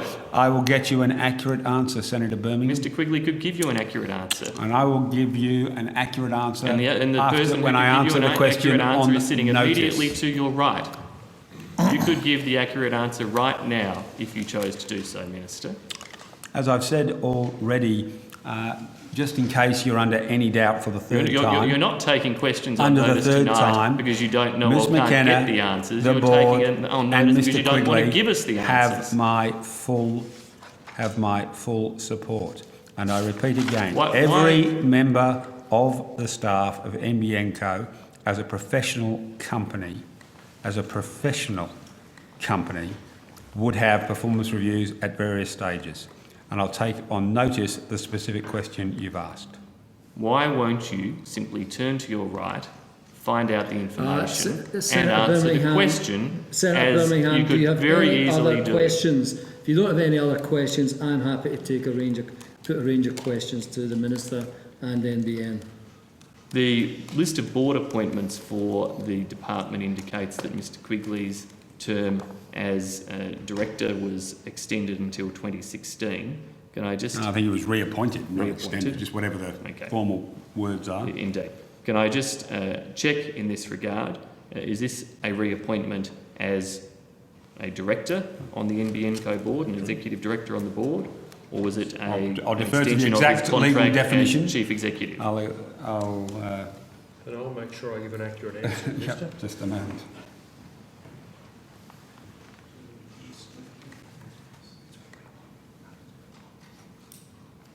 It was I'm advised it was a reappointment as a board member, Senator. Reappointment as a board member. Yes. When does Mr Quigley's appointment as chief executive require reappointment? Bear with me, Senator. I'm not sure. For accuracy, not trying to be difficult, Senator Birmingham, I'm happy to take that question on notice if we don't know the answer. No, it is in fact a matter for the board. It's a matter for the board, so I'll happily ask Ms McKenna and take that on notice. Once again, I'm pretty sure Mr Quigley would know when his contract's up. Well, I want to make sure I get you the exact dates. I'm quite happy with a year. I'd rather give you the exactly correct answer. What Mr. year? Senator Birmingham. What year does Mr Quigley's appointment as chief executive? I have no idea. So I will get the exact answer for you, Senator Birmingham. Well, I actually don't know the answer to the question. Well, once again, the gentleman sitting to your right, I'm sure does. For his family, mate. I've taken it on notice. I'm sure Mr Quigley does. You're making an absolute mockery of proceedings with that approach, Minister, and you're not helping Mr Quigley in that either, who I'm sure can answer the questions himself. More questions, Senator Birmingham? Minister, Senator Birmingham? Yes, I do. Well, I'd like you to answer me if I ask you a question. Sure. Sorry, I was getting on with just asking the question. Chair. Minister, are you aware as to whether Ms McKenna has sought the support of the board or yourself to appoint herself as executive chairman? I repeat, you really shouldn't listen to gossip from journalists from the Financial Review. It really is sad. Is that a no? It is a categoric no. Thank you. So I repeat, you should really not just keep listening to your cheer squads. Complete fabrication. Minister, did you participate in a meeting with Ms McKenna and Mr Quigley last Wednesday, the 22nd of May, at the NBN offices in North Sydney? I have a weekly meeting, sometimes in person, sometimes by phone. I don't think we've used a video conference facility yet, but I have weekly meetings to stay across the processes of the NBN Co. Did you attend a weekly meeting at the NBN Co offices last Wednesday, 22nd May? That may have been when one of our meetings was, yes. But if you're going to ask me next what happened, I'd have to say the same thing. You've just got to stop believing what you read in the Australian and the Financial Review. And I'm certainly not going to divulge the contents of a private meeting between the chair, the CEO and myself. So if your next 7 questions are down that burrow, it's empty. Minister, can you give a simple assurance to the Estimates Committee that meeting was not to discuss the relationship between Ms McKenna and Mr Quigley? I can give you a guarantee that my meetings discuss the ongoing meeting with the statement of expectations the government, as shareholder, has given to the NBN board and management. Will you give the Estimates Committee a guarantee? I will give you a guarantee that Mr Quigley, Ms McKenna and the board have my full support. Does Mr Quigley have Ms McKenna's full support? You've really got to stop just peddling gossip. You've really got to stop peddling gossip. Well, Minister, we actually wrote to Senator Cameron asking whether Ms McKenna could appear tonight. Yeah, no, I understand how you want to... clarification of these issues I understand. by her directly. I understand that you Unfortunately, suddenly Senator decided declined to start to invite inviting Ms. everybody McKenna. in the world that you want. I mean, there's been no history in my 17 and a bit years I've been coming to Senate estimates where chairs come, CEOs come. Sometimes the chair can be the acting CEO or vice versa, but that's the only example. But under your government, CEOs didn't even come. Mr Graham Johns, the CEO of Australia Post, never attended, ever. He never attended. Well, you were Minister I can either, give you... Mr Fahor is Mr here. Fahor, yes. Mr Fahor Credit to Mr is Fahor. here. Mr Johns for the years that he remained CEO. Let's be very clear. Mr Chapman, the chair of the ACMA, the CEO of the ACMA, they've got a combined position. Mr Scott, Mr Abid, even Robert Lamadal, who's just started at Tasma, and Mr Quigley all attend regularly. So if you have any questions about the board or Ms McKenna, they come to me. They come to me. But you've just got to stop believing every bit of trash gossip that masquerades as journalism in this country.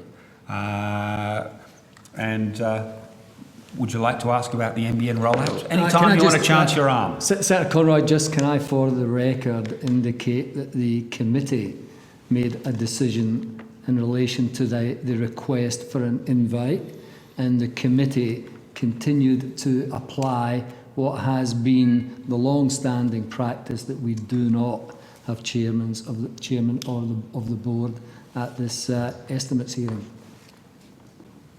The committee along party lines, I think, Senator Cameron. So, Minister, you won't take the opportunity tonight to make clear that your meeting at the NBN Co. officers last Wednesday did not involve discussions about my discussions, relationship with Mr Quigley. My discussions every week are around the NBN Co. performance to meet the statement of expectations and all matters that bear on it. Which would include the functionality of the relationship between the chair and the CEO. What it doesn't include is the dysfunctionality of the questions you're asking. So Again, you could easily just rule this out, Minister. No, I'm not going to discuss with you my private conversations, but I'll be very clear for, I think, at least the 5th time now, Mr Quigley, Ms McKenna and the board have my full support. It's working hard to turn around to challenges in the construction rollout, and any time you'd like to ask how that's going, Senator Birmingham, you would distinguish yourself, as opposed to the smear and trash and muck you're engaged in at the moment.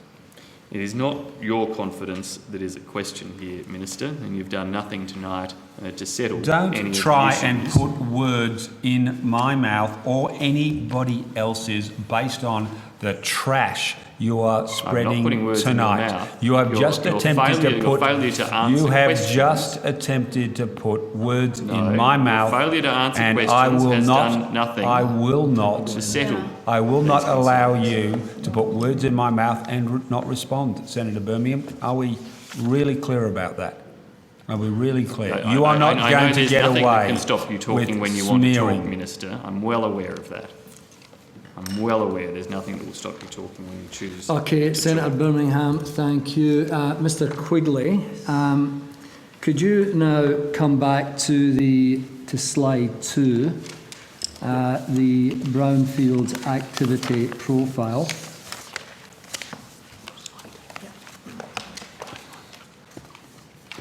And could you just explain the various aspects of this graph so I can understand it a bit better? I think we're better off doing this than continuing the speculation and nonsense we've had for the last period of time. Yep, this was put in place, Chair, to give the committee a view of how the process runs for brownfields, and then on page 3 for greenfields or new developments of the various steps in the process. And as we've mentioned several times, in a project of this magnitude, it takes some time to get the super tanker out of port and steaming ahead, and that's what you can see from left to right as we go through the various stages. Now, the focus has been for some time on the premises past, and as you can see, there is a fairly steep ramp there up to the end of June. I think, as everybody in the room knows, it hasn't been easy to get the construction completely bedded down and make sure that we can get premises past, but we are making good progress on that, and we have, as you can see today, we have continued to show an estimate of between 155 and 175,000 premises by the end of June, which is the number that we had some time ago. We're still staying with that number. So that significant ramp up between April and June, yep. Is that what you have been, that's what you've been describing as the ramp up? That's the ramp up into, yes, and it'll continue after that, but it's, I think I might have said also at the committee meeting before, every large endeavour I've ever been involved in, whether it's starting up a factory, we built one here, an optical submarine cable factory many years ago. It was the same issue. It takes some time to get the learnings into the system and get ramped up. But once it gets going, it starts to fire. And as you can see, if we get to the number that we've set ourselves there, and we are sticking by that number, we'll be well on the way to getting this machine humming. So what are the specific factors that's resulted in this ramp up over that 3-month period?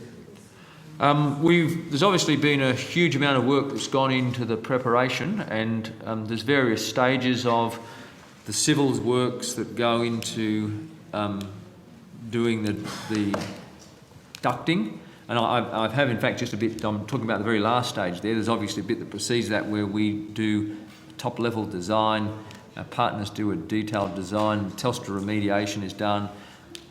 Where there are no Telstra ducts or they're not fit for use, they're too congested or full, we may put in new ducting. That means we may have to bore or trench through our construction partners. We haul fibre into those ducts, and this could be sizable fibre all the way from 144 fibre cables to 576 fibre cables, sometimes even bigger.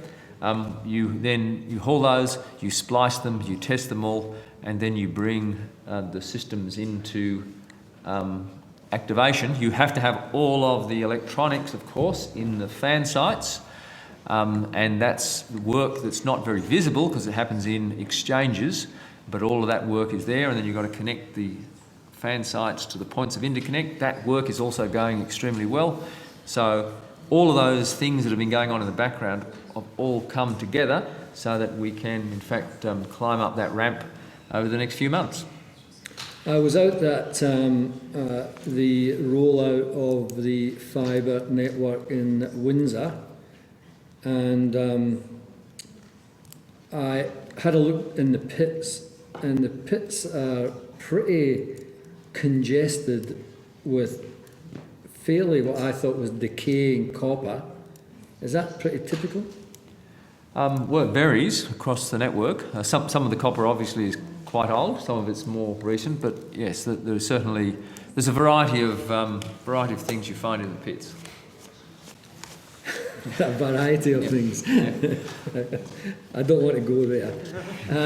Now, on the new developments, this is an area that has created a bit of attention over the last period, and again, what's been the difference in terms of the ramp up over this last period of time?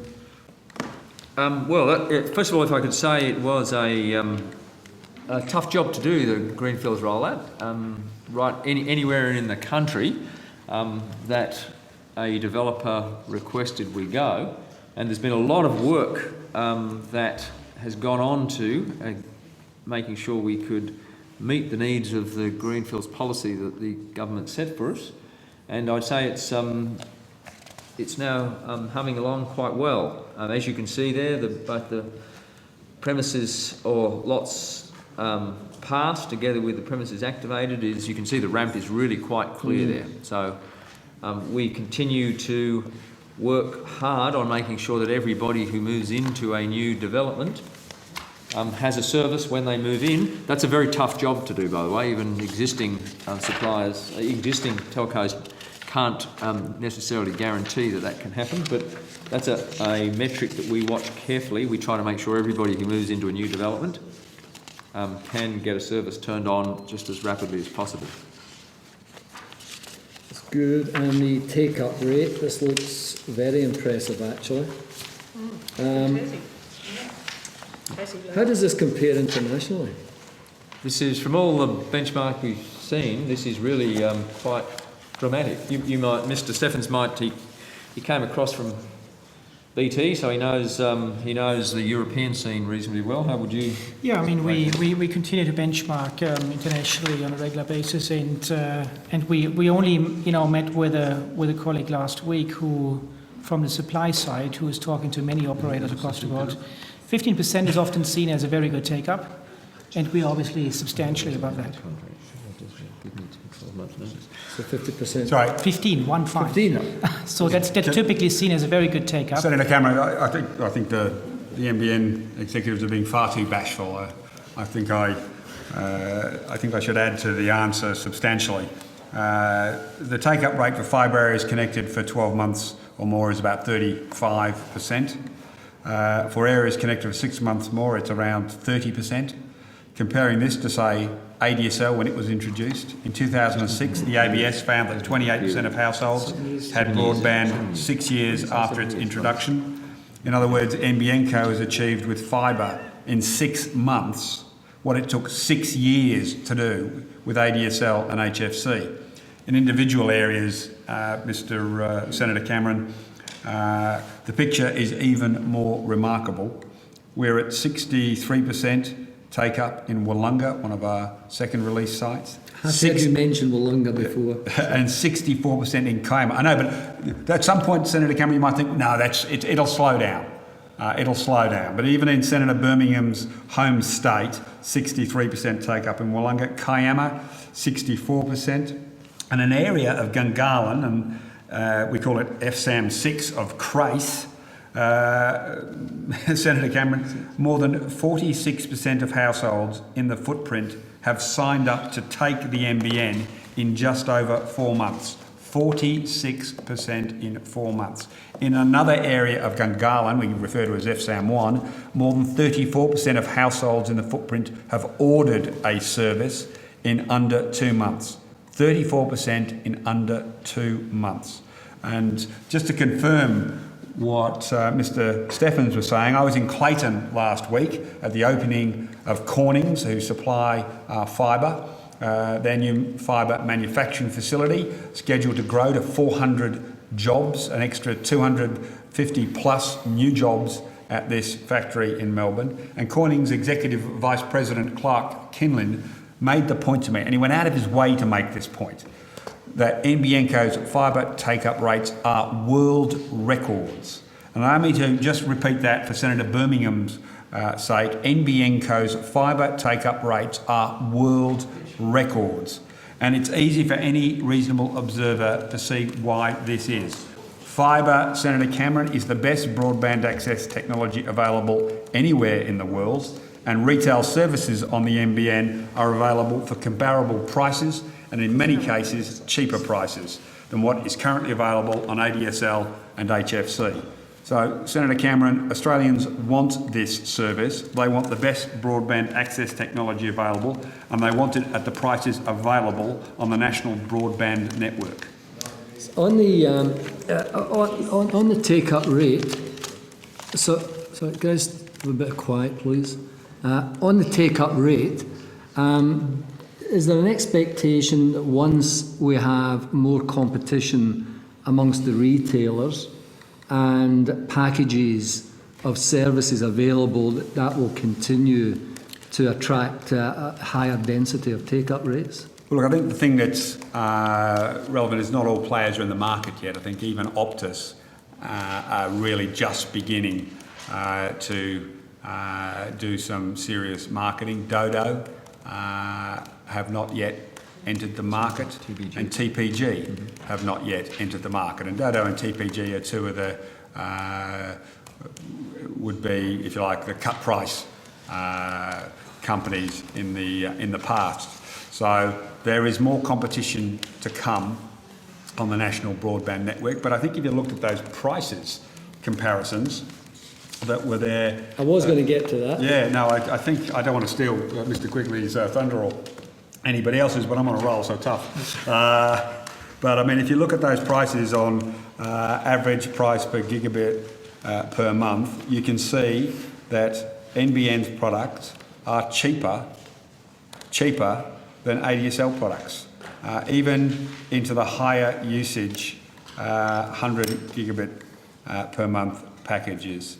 So you can see that the retail competition and the ACAN report, which looked at the Brunswick area, which had been going for over 12 months, found that 70% were paying the same or less for their broadband packages, Senator Cameron. And ACAN's the consumer movement in the telco area, and the remaining 30% had chosen to take a higher, bigger package because they had the choice for the first time to take those sorts of packages. So, Senator Cameron, what we're seeing is competition has already started to kick in, and we're expecting the entry of some of those other larger companies to increase that competitive pressure.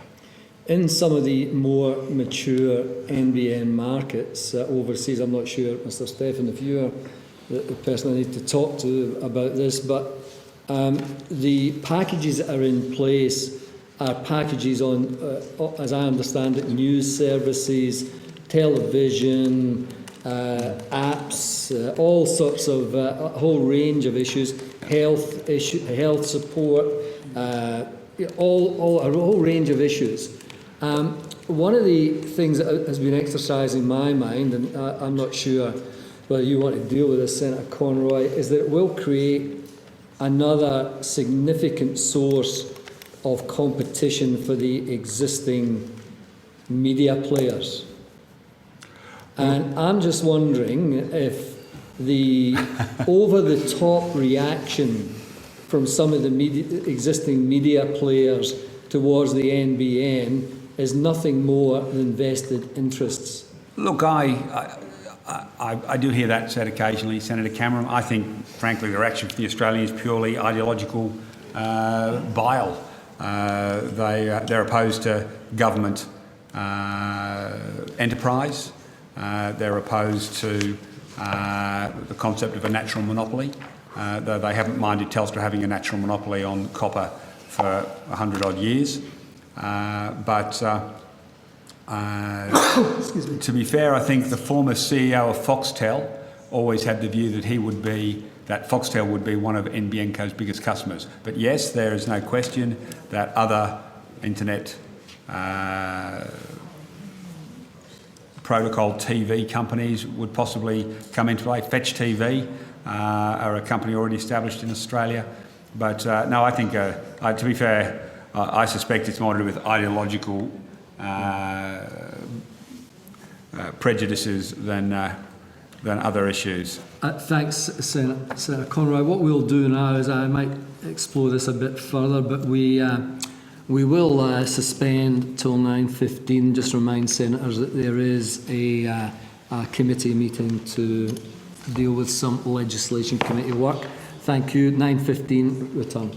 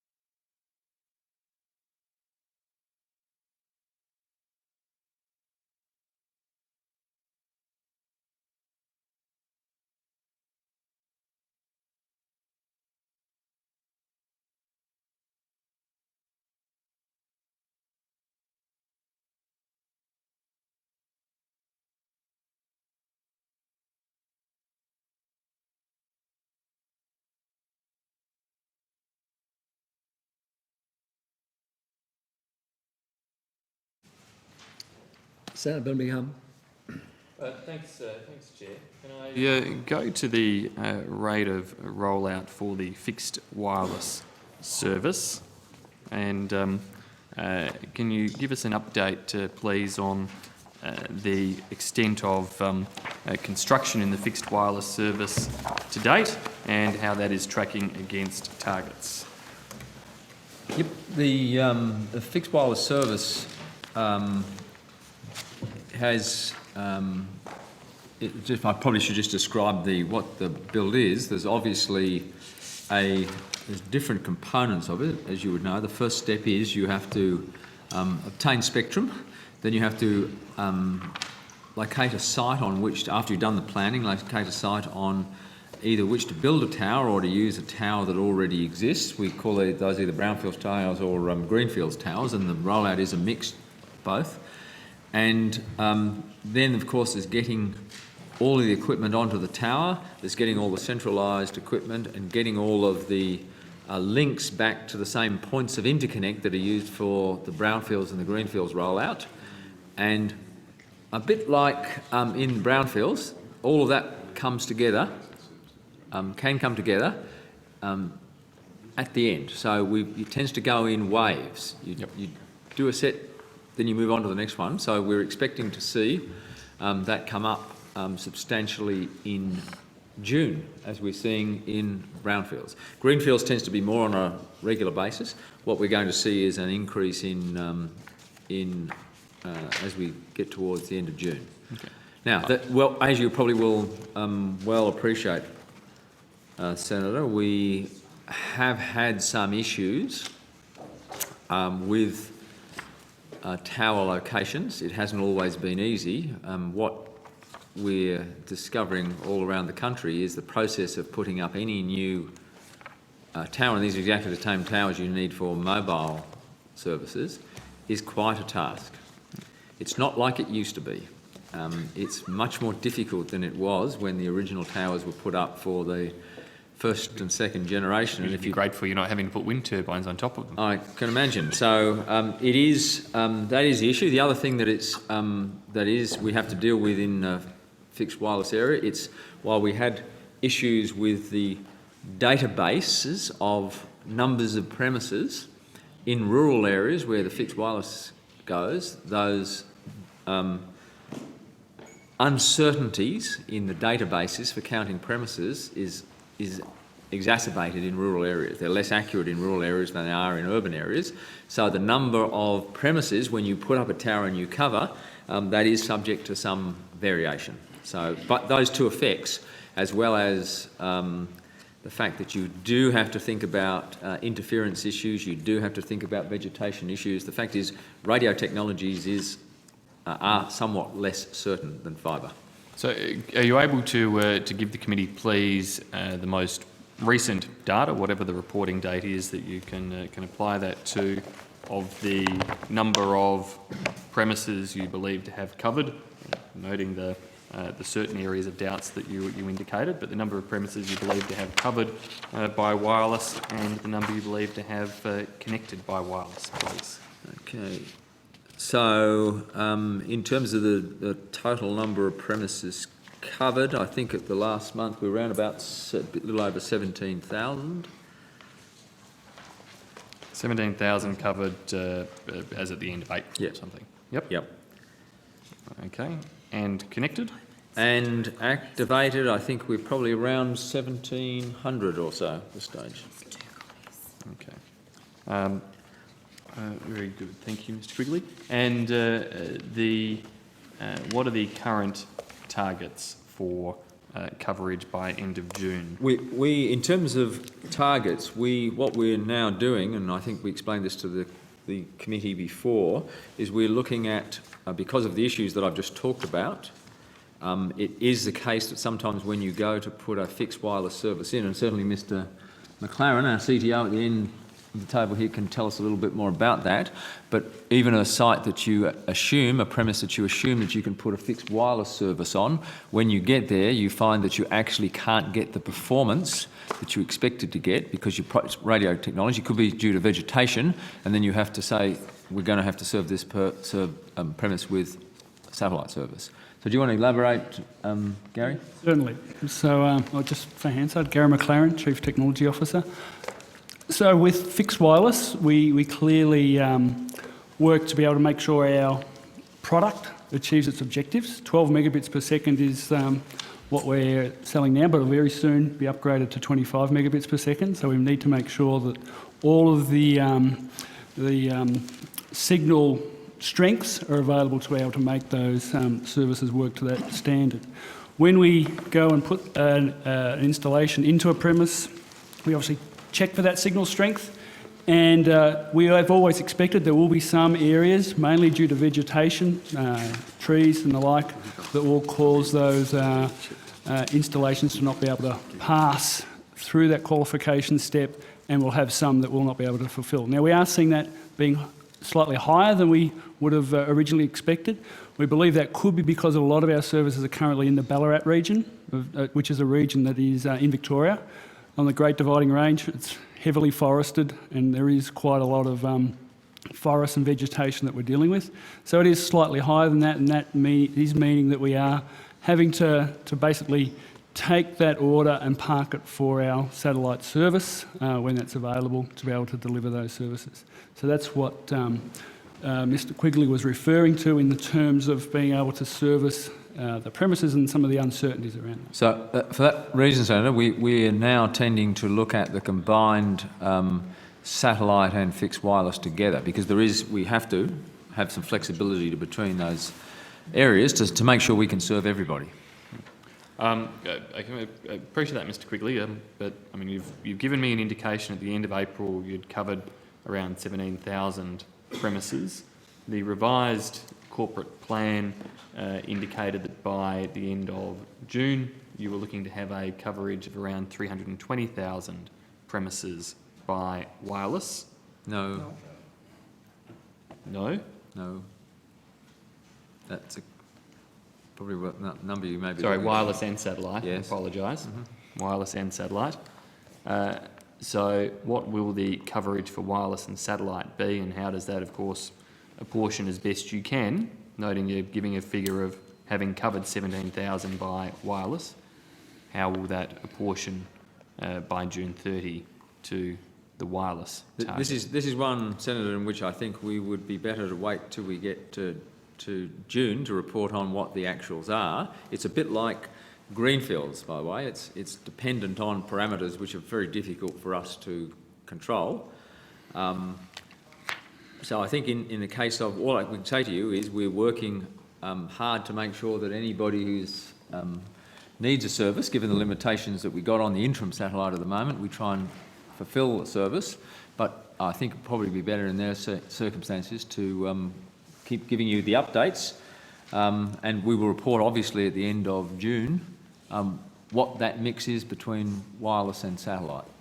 In answers to previous questions on notice, you flagged that the satellite capacity provides coverage for about 250,000 premises. Is that? That's correct. That's correct. So if we... Now that's on, that number, by the way, is a number that's applied to us by the department based on the guidelines and rules in terms of those people who are eligible. Obviously, the satellite footprint covers many more people, but that's the number of people who are eligible under the rules that are in place from DBCDE. Yep. Yes. So that... I appreciate that, obviously, the satellite footprint covers a lot more. Yep. But for the purposes of trying to disaggregate your corporate plan targets, understand how you're tracking towards 17,000, and I appreciate fully that, obviously, when you flick the switch on a new wireless tower, that's a big new lot of numbers that you add on in one hit. So I do appreciate the context in which you put your answers, and that there may well be a significant ramp up over May and June towards getting to a figure. But if 250,000 is the satellite coverage and 320,000 was the combined satellite wireless target in the revised corporate plan, is 70,000 still what you're working towards in terms of premises covered by wireless? No, for the reasons I had mentioned to you, the vegetation reasons, and also the issue of the what I call the GNAF counts. That's the number of premises in a particular coverage area. We have had to correct, and we're continuing to correct. So the number we will actually reach is somewhat variable, and the reason it's so difficult to predict is we can put a tower up, but then when you actually got to count the number of premises in there, the GNAF data, this is an area in which it's not as accurate as it is in the cities. So that's why I think we would be better placed to keep reporting, as we're doing, each quarter on where we're up to. So what I'm saying you is very don't difficult expect to make target. 70,000, but you don't have a revised target. We don't know until we've finished the counting. In fact, this is one of the issues I guess we have learnt in this, Senator. We probably should just say some of these things are very difficult to predict. This is the plan of what we're going to do. We're going to cover, in fact, I think we're putting up largely the number of towers that we intended to put up in this period. The question is, how many premises can you end up covering? That's right. That was to be my question, as to how many towers do you now have operational to cover those 17,000 premises? I don't have the number of that. I don't know if you do, Gary. It's in the region of approximately 70 to 80 towers at the moment. Live, actually covering in operation at the moment. Yeah, and there is. This is something that has quite a long pipeline, as you're probably aware. You can have issues getting approval to put towers up. I think we've discussed some of those and in issues some cases, previously. the tower that you may be held up on is what we call a relay, which means it's serving other towers. So it can have a significant effect. How many towers do you anticipate being able to bring to a live status over the next couple of months? By the end of June, would you know roughly? No, I think we're still obviously got the program, as you say. It's a number of issues that we still need to make sure we have in terms of site acquisition, construction and the like, to be able to deliver an exact figure on towers. Acknowledging what you could call the premise level issues with towers and their coverage, is the rest of the rollout of the towers proceeding as planned? So in terms of the actual construction and getting them on the ground at the speed that you had envisaged in the corporate plan, are you getting the relevant infrastructure to get to them, to get them connected, to get them built, and to get them switched on, done according to plan? Yes, generally, I'd say that all the transit network's going pretty well. I mean, obviously, with every individual project, there are, you may or may not encounter issues, but on balance, we're quite comfortable with the rollout. Okay. So you believe that, notwithstanding 17,000 being the figure at the end of April, by the end of June, we expect acknowledging that it's hard to count, but you're going to be close to your 70,000 somehow? I wouldn't say that, no. I'd say this is an area in which I think we have to just advise the committee as we get closer to the end, for all the reasons we've said, and we may need that flexibility between the different technologies. As we said, we hit an area like Ballarat where there's quite dense vegetation.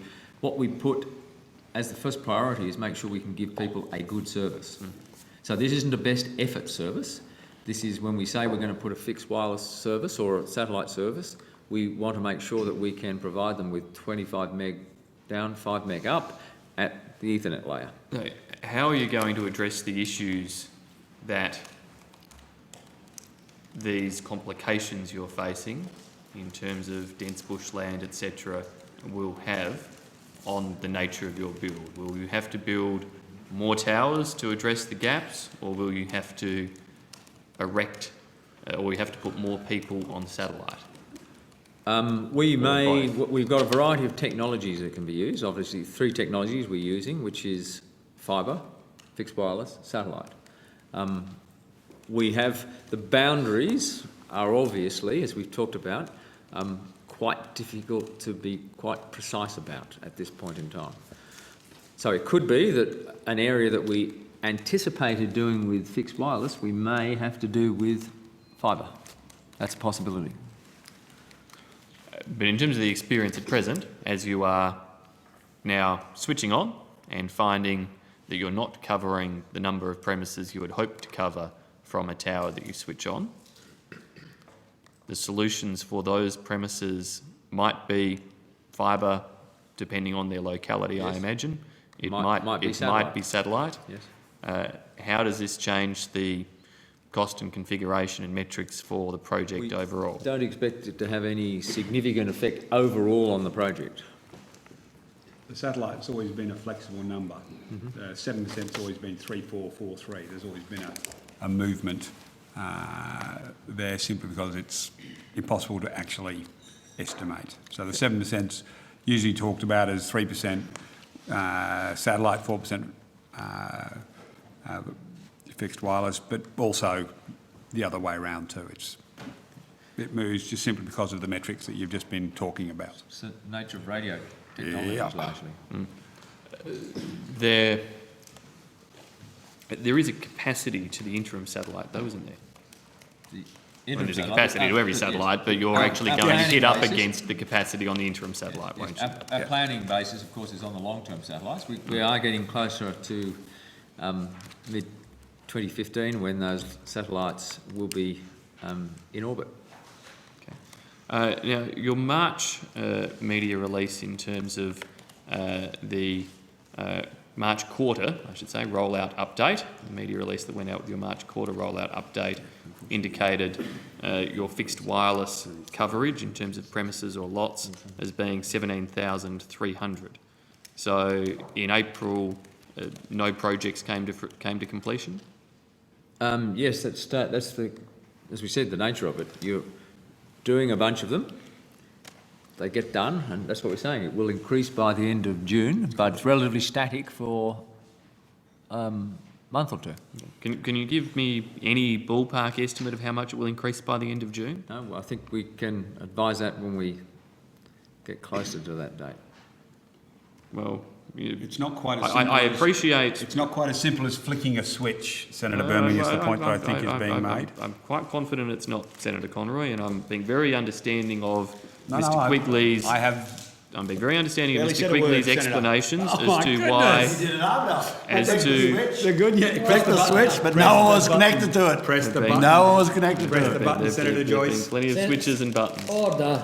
I've been quite understanding of Mr Quigley's explanations as to why it's hard to put a firm figure on premises numbers until you do the count at the end of it. But I would have thought that in terms of having an expectation of how many towers would be completed and activated is obviously still subject to getting the work done, but that you would have a fairly clear idea of how many towers you would have finished and activated by the end of June. Looks like up close. We absolutely will have a very firm idea of the or Tamworth or wherever you're going to have. Get closer to June. Conroy, Senator Joyce, if you want to have a conversation, order, Senator Quigley. Mr Quigley. It's getting late. Quick promotion. Can I say, Mr Quigley, I do see more of you than some other senators, I must say. But if Senator Conroy and Senator Joyce want to have a conversation, you should go outside and have a conversation. Let's go. Senator Birmingham. It is June in a couple of days, and the end of June is not all that far away. Not long to wait.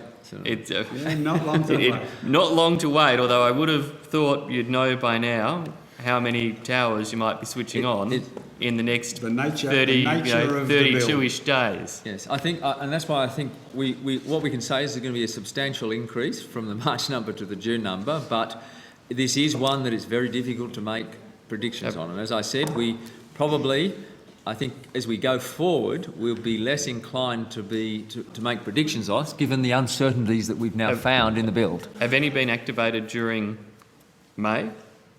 In May, I can't recall if we've actually... We ascertained that the end of April I don't think so. figure I don't think matched the so. end of March figure. No, I don't think so. It's going to be a big And the 4 end of weeks May. in June. Yes. And we also need to understand that, as we explained, the relay sites, where you actually commission towers, but they would not necessarily increase the coverage area since they are just building up the links. So we have towers who are just for transport purposes. Thank you. I think Senator Fawcett has some satellite questions that might neatly I hope flow so. on if you're... I am dying to answer some satellite questions. Yeah, I've got some satellite questions myself, so I'll go to them, then I'll come to Senator Fawcett. Minister, I've heard reports that the demand for the interim satellite services are really strong. What's the capacity of the interim satellite? Do we need to have a look at that? Look, thanks, Senator. And this was a matter of some discussion over the last 12 months, and I think at the last Joint Parliamentary Committee we had some particularly uninformed commentary again. So I just thought I'd put on the record, demand for the interim satellite has been extremely strong, which is not surprising given the superior nature of the service available compared to the previous Australian broadband guarantee. But I did want to remind you of Mr Turnbull's claims in February last year that the government should not be launching new satellite services, and I quote, "There is more than enough capacity on existing satellites to provide broadband services to the several 100,000 customers in rural and remote Australia." What a cracker. Clearly, this is not the case. NBN Co has acquired the vast bulk of cost-effective existing satellite capacity to deliver better interim broadband to 48,000 regional and rural Australian homes and businesses. This compares to the hundreds of thousands of homes and businesses which will be served with NBN Co's long-term satellite. ISS services were expected to last until late 2014, but the popularity of the ISS means that the orders will reach capacity sometime in early 2014. So NBN Co is managing the remaining services to ensure that customers without existing access to affordable metro comparable broadband services receive priority registration for the ISS. As you'd know from the last Joint Parliamentary Committee, NBN Co has investigated options for expanding the available capacity available on the ISS. Without going into commercially sensitive information, I think it's worthwhile updating the committee because there was a demand from, I think, Mr Hartzaker that we should just pay and no matter what it cost. So I'm happy to update. If we were to buy all the remaining capacity on IP Star and Optus satellites, we could potentially increase our user numbers to, I believe, 75,000, I think was the number, Mr McLaren. So to add about 7,000 new services, the cost would be roughly $86 million. To add 17,000 new services, the cost is estimated at $143 million. And to buy all that 27,000 of new services, the cost is estimated at $206 million. So in terms of what's available and the cost, and I know Senator Joyce, you're very interested. Vastly cheaper than fibre to the home. You know what's really interesting is, were you out when the Shadow Cabinet met and said, let's borrow that 29 cheap. That's wireless service. Sounds vastly cheaper than billion fibre to the dollars. home. Did the dog eat your homework that day? Did you not get your Shadow Cabinet That wireless papers? service sounds vastly cheaper than fibre to the home. The FTTN I think you're onto that something there. you have signed up to $29.5 billion. Senator Conroy. $29.5 billion. Senator Joyce, you should not respond to the bait that Senator Conroy throws out. I'm going to try and keep Senator Conroy. Like a man under Order. You're the Senator one sweating Conroy. about the contest in Armidale. Order. I'm going to try and keep Senator Conroy dealing with the questions. So I would really appreciate it, Senator Joyce, if you do not accept the bait and it turns into a circus. So Senator Conroy. Thank you. So the sort of attitude from Mr Hartzaker and Mr Turnbull, just buy whatever you need, pay whatever you've got per customer, that sort of pricing is very, very, very, very, very expensive, Senator Joyce. Perhaps you weren't listening when I just read those numbers out. So I just thought it was worth updating because there was some questions around on that at the last committee hearing, Senator Cameron. So I thought it was worthwhile updating on that. Well, Senator Fawcett, did you want to follow up? Sorry. I'm not finished yet. I don't know when you started chairing these. My apologies, Senator Cameron. Look, given that there is a bit of misinformation out there, and I'll put that politely, Can you inform the committee of the information that is available to the public and the committee on the rollout generally and the availability of wireless and satellite? Stop shaking. Yeah. Now, look, thanks, Senator Cameron, because one of the most consistent criticisms I know you've had to sit and listen to endlessly is that there's more transparency in the Kremlin than there is at NBN Co headquarters. I'm sure you've heard that quip. So I just wanted to go through in some detail the information that is publicly available. The government and NBN Co are committed to an unprecedented degree of public transparency on the NBN. Senator Cameron, you would be amazed at the amount of information that is freely and publicly available on the rollout of the NBN if you took the time to go and look and weren't lazy about it. Not that I'm suggesting you are, but if you actually want to demand more... Like you were. Not that I'm suggesting you were. Because, Senator Cameron, you haven't sat round this table... Put your hands out where we can see them demanded all these questions be answered because you haven't been, unlike some around this table, too lazy to go and do the work yourself. NBN Co provides monthly updates on the rollout progress on its website, Senator Cameron. These spreadsheets are called the Monthly Ready for Service Report. It lists NBN Co's most recent estimates of the status of every single fibre service module for which construction has commenced, all 401 of them. Every fibre distribution area to be completed before 30 June this year, all 667. You'll be in danger of doing a Heffernan soon if you're not careful.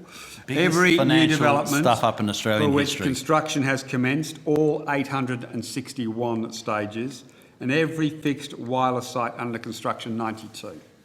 NBN Co also posts its one-year construction schedule, which lists the areas for which construction will commence within the year, and its three-year construction schedule, which lists the areas for which construction will commence within the next 3 years. In addition, Senator Cameron, NBN Co posts its proposed footprint list, which lists every address for which services will become available within the next 7 months to assist retail service providers with their planning. NBN Co also has a mapping tool which shows the network construction status in every part of Australia. The mapping tool includes a searchable list of every retail service provider connected to a particular address and a link to their NBN plans. NBN Co also provides a list of all 121 points of interconnect and a construction schedule for each of them. NBN Co also releases updates on rollout progress each quarter, which are available on its website, and provides detailed information on NBN costs, rollout progress every 6 months in the performance report to the Joint Committee on the National Broadband Network. In fact, Senator Cameron, the deployment information provided by NBN Co on its website is so comprehensive that, and I should congratulate this individual, JX I think it's pronounced, on Whirlpool, has developed a website called My NBN tracker that enables users to track the detail of the rollout in their area, all using publicly available data. So the website's www.mynbn.jxzeno.com allows you to enter your location and track all the public information. Yeah, you can go and look it up right now. NBN for next budget. Available for your rollout region, including the status of construction process, and this is extrapolated but from publicly available information on the construction process tabled by Mr Quigley at parliamentary committees, the expected completion date, the type of deployment, greenfields or brownfields, the name of the fibre service serving area module, the name of the fibre serving area, the point of interconnect your area is connected to, the number of premises in your FSAM and FSA, and a list of all retail service providers. It's just remarkable, Senator Cameron, what you can do when you take the time to have a look and do a little bit of hard work. And that NBN Co's website is a good place to start. Thanks. GBEs, I'm sorry, I'm not quite finished. I regret to say, Senator Cameron, there's an awful lot more information available publicly. GBEs are not required to release publicly their corporate plans, but this government has released both NBN Co corporate plans containing detailed financial and deployment information, once again on the website. NBN Co also posts on its website its annual reports, which include detailed financial and deployment information. NBN Co also posts on its website detailed information about its special access undertaking and wholesale broadband agreement, including related documents such as its network design rules. NBN Co's executives routinely attend Senate estimates hearings, joint committees with the NBN, providing detailed information if they're ever asked it Close by as I've any ever of been the to a opposition circus right senators, Senator Cameron, and literally answer hundreds of questions placed on notice.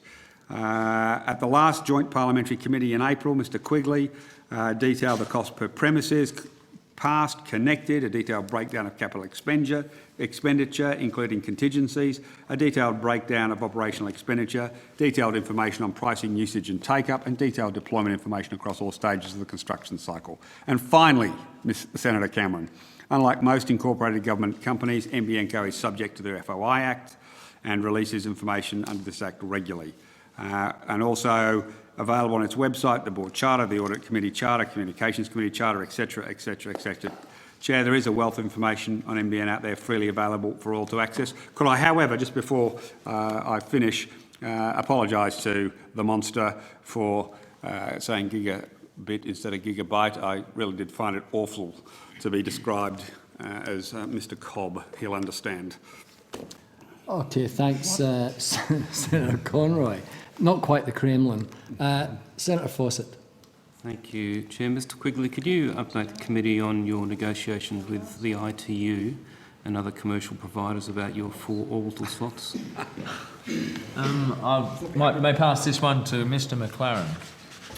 So first of all, I'd like to clarify, we are not negotiating with the ITU. Mr McLaren, I'm not sure if you contributed before, but for Hansard, could you just say your name and I can again, yes, Gary McLaren, Chief Technology Officer. Okay, let me rephrase the question. Your application to the IPU and your negotiation with the other commercial providers. Sorry, Your application to the ITU and your negotiations with the other commercial operators. So Could you update the committee on the process of your negotiations? So it's not an application. What we do is we inform the ITU of the details of our satellite. We put the details on a register that is maintained by the ITU. We actually do that process through the ACMA here. The ACMA handles that process for the Australian jurisdiction, and the process is essentially effectively a coordination that is done between all operators of satellites around the globe. So when we put that filing in place for the ITU, we're basically giving notice to the satellite industry that we are going through a process of launching a satellite.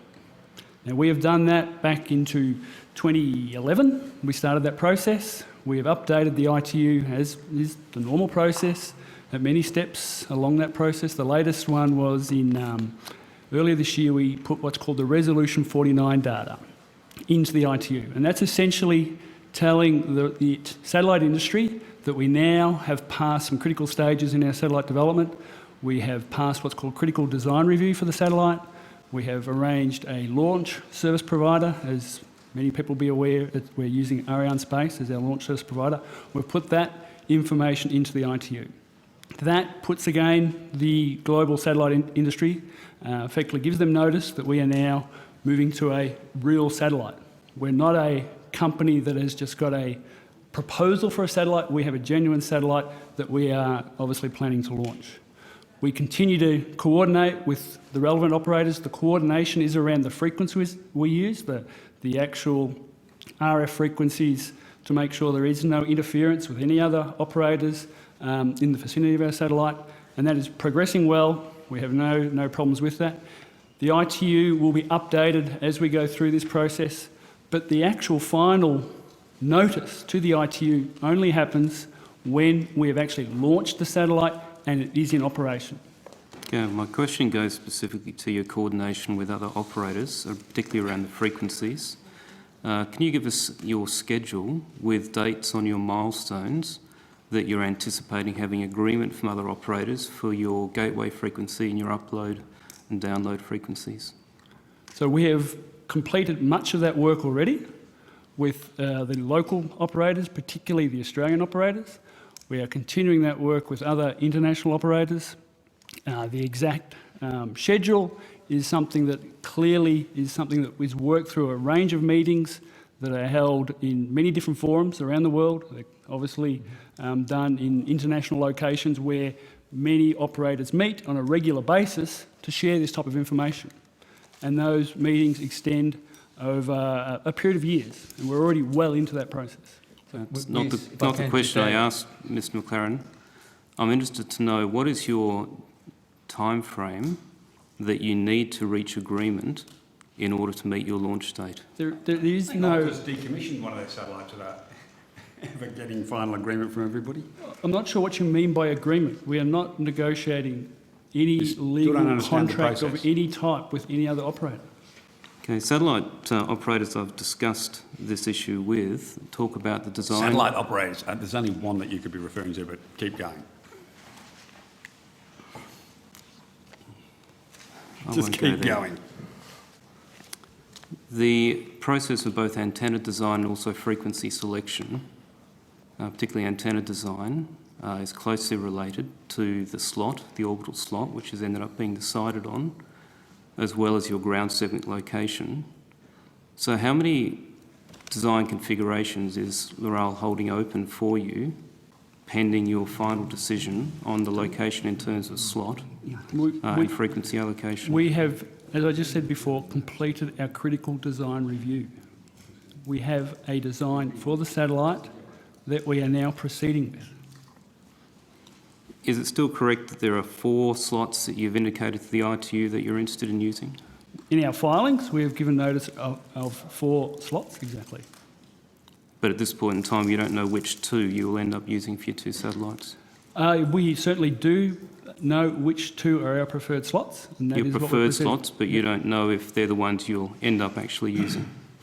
They are our intended slots, absolutely. Okay. The intended slots, but they're not the ones that you know that you'll be using. That is what we're proceeding on the basis of using those 2 slots. I can actually, if you give me some time, I can actually give you those slots. No, I don't need to know the actual slots. That's that level of detail is not appropriate or necessary.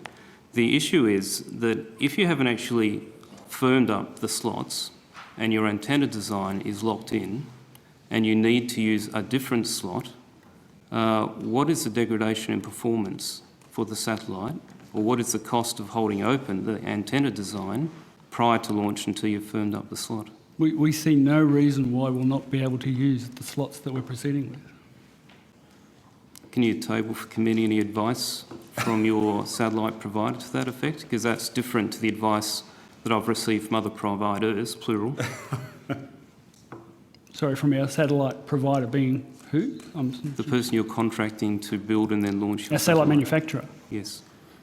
So we clearly are working with our satellite manufacturer on this whole process. They are in total alignment with our view that these 2 slots that we have designed it for will cause us no problem, and we are proceeding on that basis. Assuming you actually get to use those 2 slots? I'm not sure what you mean by get these slots. We do not... What he's trying to imply is that that the ITU will not grant you permission to use them. I think that's no, the ITU is not an organisation that grants... Minister, don't put words in my mouth. You feel free to keep going. The requirement, as you've indicated yourself, is to get the agreement of other operators so you don't get conflictions of frequencies. You've already indicated that you haven't actually got agreement, particularly with your international operators. If you don't get that agreement, then people start looking at other slots. As I said before, I'm not sure what you mean by agreement. We go through a process, it's a very technical process of frequency coordination. They don't get vetoed. It doesn't work like that. At meetings that are, as I said, scheduled quite regularly around the world, we actually put the details of our satellite to the other satellite operators. They put the details of their satellite to us, and we go through a process that confirms to all of us that there are no problems. And that is the process we're on, and we're seeing no problems. So just get to go, I don't like competition, you can't have it. So, Mr McLaren, could you just confirm then that your belief is that the allocation of frequency and the relative location of your ground segment and the orbital slot has no impact on your antenna design for the satellite? When you say allocation of frequency, are you referring to the allocation that the ACMA makes? The frequency you end up having to use to deconflict with other operators. So we have gone through a process with the ACMA. We have the frequencies allocated.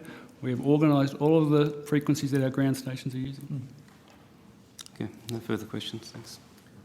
Senator Joyce. Thank you very much. I just want to go through a couple of things that perplex me about your financial statements of 2012.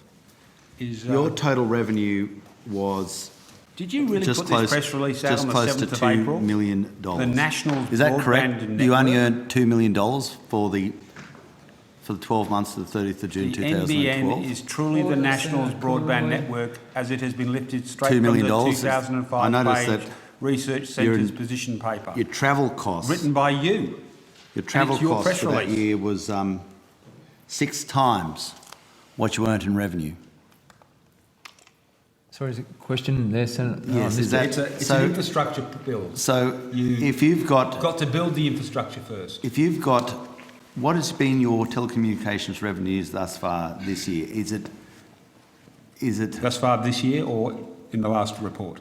Well, why don't you answer the question? You're the genius behind the next budget nightmare. Tell me, how are you going this year? How much you've earned? Did they not tell you you're borrowing $29.5 billion for your FTTN? Chair, can I get an answer to the question, Did please? they not tell you that? Were you out that day? Senator Conroy, allow Senator Joyce to ask the question.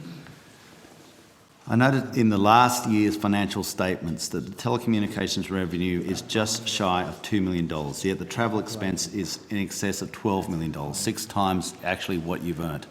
Are you currently, in your current revenue projections, are you on target?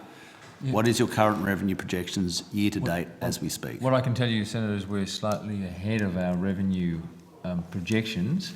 As you would understand, when you're building an infrastructure project such as this, you spend a fair amount of money up front, and then as you connect customers, the revenue grows. That's what most business Did you know Telstra built and paid for their towers for 4G before they had a single customer? I know you're nervous about the next budget nightmare. That's sweat I see in your forehead. Nightmare. But can you just tell me what because if you're a competent hand at the tiller here, Minister, you'd be able to tell me what you've received revenue year to date as where we are at the moment. So what is it? Look, I don't think we should play silly games. No, but this is a very serious question. What is your revenue year to date? Mr. Quickly just Senator Joyce, answered your don't question. play silly games. He was ahead of forecast, but he didn't tell me what it was. You're still trying to work out the difference between gross debt and net debt. Are you still struggling on that? You're under the pump, aren't you? I see sweat on your forehead. That Tony Windsor's got you You're under spooked. the pump, mate. That Armadale's not as friendly as you thought. This is as close as I've ever been to a circus watching you. As close as I've ever been to a circus. Have you got a question that makes sense? No, I want the answer to this question, I really do. Well, we can take it on notice for you. But far away. I just asked the question. You can't answer it? We'll take it on notice.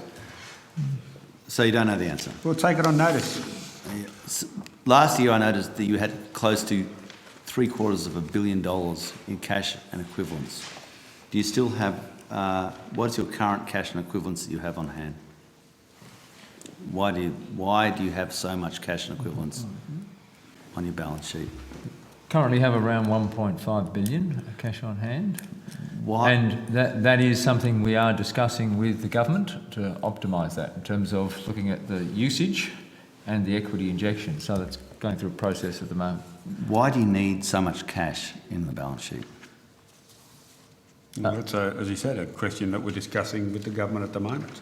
But at the end of the day, I think the relatively straightforward position is because the rollout hasn't proceeded as fast as was originally forecast, but we would have transferred cash on the basis of the original forecast, that there's an accumulation. So you've got the cash as per budget, but the reality is the rollout's not nearly as quick. Well, that's why we're having a discussion about how much cash they need on hand, Senator Joyce, the point that Mr. Quigley's just answered. Do you acknowledge that that is way in excess of what would be the norms in a business like this?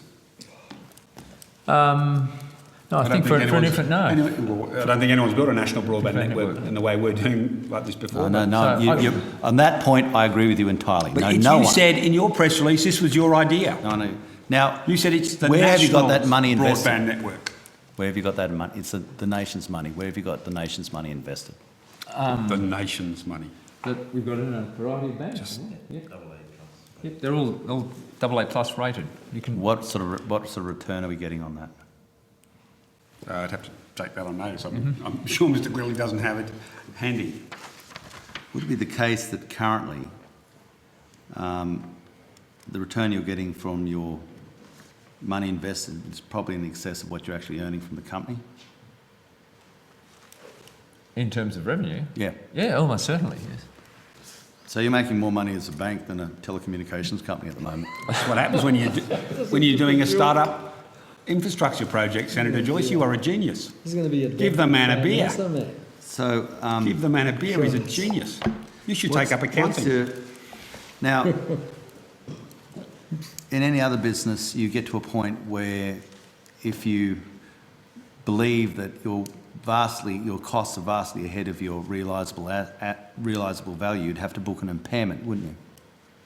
So when would you think would be the right time to assess the business as far as an impairment goes? That process is done on a very regular basis. Have you booked a normal an running impairment? business looks at impairments on a regular basis together with our auditors, I believe. Yep. Have you booked an impairment? No. You don't intend to book an impairment? Well, we can't talk for the future. But We're happy to not take at this that point. on We notice. certainly haven't yet. So you've got a business where your interest expense is vastly in excess of your revenue. You're holding $1.5 billion cash on hand because your rollout is not catching up with it. It's not anywhere near your budget. Correct you there, Senator. We don't have an interest expense. No, and you have an interest. Your interest revenue is vastly in excess of the revenue you've earned from telecommunications. Well, yes, at this stage, that's absolutely in line with the plan. Yeah. That's what we expected. So, what do you envisage will be your revenue come the 30th of June 2012 as per your budget? 12, 13, you mean? This year, 30th of June this year. 15 years, isn't it? Around 15, I think, is what we had in our corporate plan. As 15 million? 15 million, yeah. And are you tracking to path? Sorry? Are you going to, how are you going, because you'll be doing month by month budget to actuals. As I said, we're slightly ahead of what we expected. With the cost of funds, now, do you have any cost of funds on the month? What is the government charging you for cost of funds that they're contributing to the business? It's an equity injection, Senator. It's an equity injection. Yeah. But the government pays for cost of funds. Like you're going to pay for the $29.5 billion you've agreed to borrow. Were you out of the room? You were, weren't you? The dog ate your homework. You were out of the room when they told you that. This is what scares Australia, that you are actually somewhere near this deal. So, Senator Joyce, have you got more questions? yeah, no, I have. So currently, the cost of funds to the Commonwealth is being interpreted just as an equity injection into yours. And I noted the equity injection last year was close to $3 billion. What's it currently now? The total equity injected, we can give you that number. $5.2 billion. 5.2 billion. Yes. And so the government is booking the asset at around about $5.2 billion on its books. I can't answer the question for the government. Sorry, Senator Joyce, could you repeat the question? So what is the government booking this asset on its books at, Mr. Connery? We have some assistance. Do you need a lot of that, mate? Well, as you said, it's the Nationals broadband plan and we stole your idea. Senator, the department, on behalf of the government, does book a asset value for the NBN equity. I'd have to take on notice what the current numbers are. So contributed equity is around about 5.2 billion. Are you expecting that the asset value that the government's booked is around about 5.2 billion? I said I'd have to take the current numbers on notice, Senator. Mr. McLaren, can you give me a rundown on when you have to book an impairment under government McLaren, he's standards? technical. Mr. McLaren, sorry. I think you should introduce yourself. Yeah. Robin Payne, Chief Financial Officer. Okay, Robbie. You tell me, since you're the auditor, when does the government... Takes one to know what one looks like, Senator Joyce. So just to be clear, Senator, Mr. Payne is our Chief Financial Officer. He's not So the you tell, auditor. what is the NBN's position of when an impairment, if it had to be booked, should be booked? When there's clear evidence that an asset's impaired, that's what the accounting standards require you to do. Okay, and what would be the process that you would come to that? We go through a process at least once a year, usually more often than that with the auditors, so with the ANAO and PricewaterhouseCoopers, and we look for any indications that assets are impaired. It's a fairly rigorous process. We're doing it obviously now as part of the lead up to the audit for the end of the current financial year. We do that, as I say. So you're currently going through a process of discussing or discovering whether there's an impairment to this asset? Yes. Good, thank you. Is that a standard, just on that point, is that a standard That's absolutely business standard. procedure? Absolutely, yeah. So what Absolutely NBN's standard. doing is nothing out of the ordinary? It is best practice, what we're doing. So if we read in the Absolutely. paper tomorrow that there's a problem with NBN because it's impaired, that would be beat up, would it? That would be nonsense. So, now, Senator, I just have some information for Senator Joyce. So the budget, sorry, Barnaby, the budget confirms that the total government equity to be invested in NBN Co has not changed, remains at 30.4 billion. Budget paper number 126. NBN Co equity requirements are considered annually as part of the budget process, with this process determining the annual payments to be provided to the NBN Co over the budget and forward estimates. Can you just read back the first part of that answer? The first part of your answer just then? The budget confirms the total government equity to be invested in NBN Co has not changed and remains at $30.4 billion, as opposed to your proposal, which is 29.5. Are you saying they've invested $30.4 billion now? No, I said that the budget confirms that the total government equity to be invested. To be invested. Yeah, and your total government equity to be invested is 29.5 billion. Of that, but I'll keep going.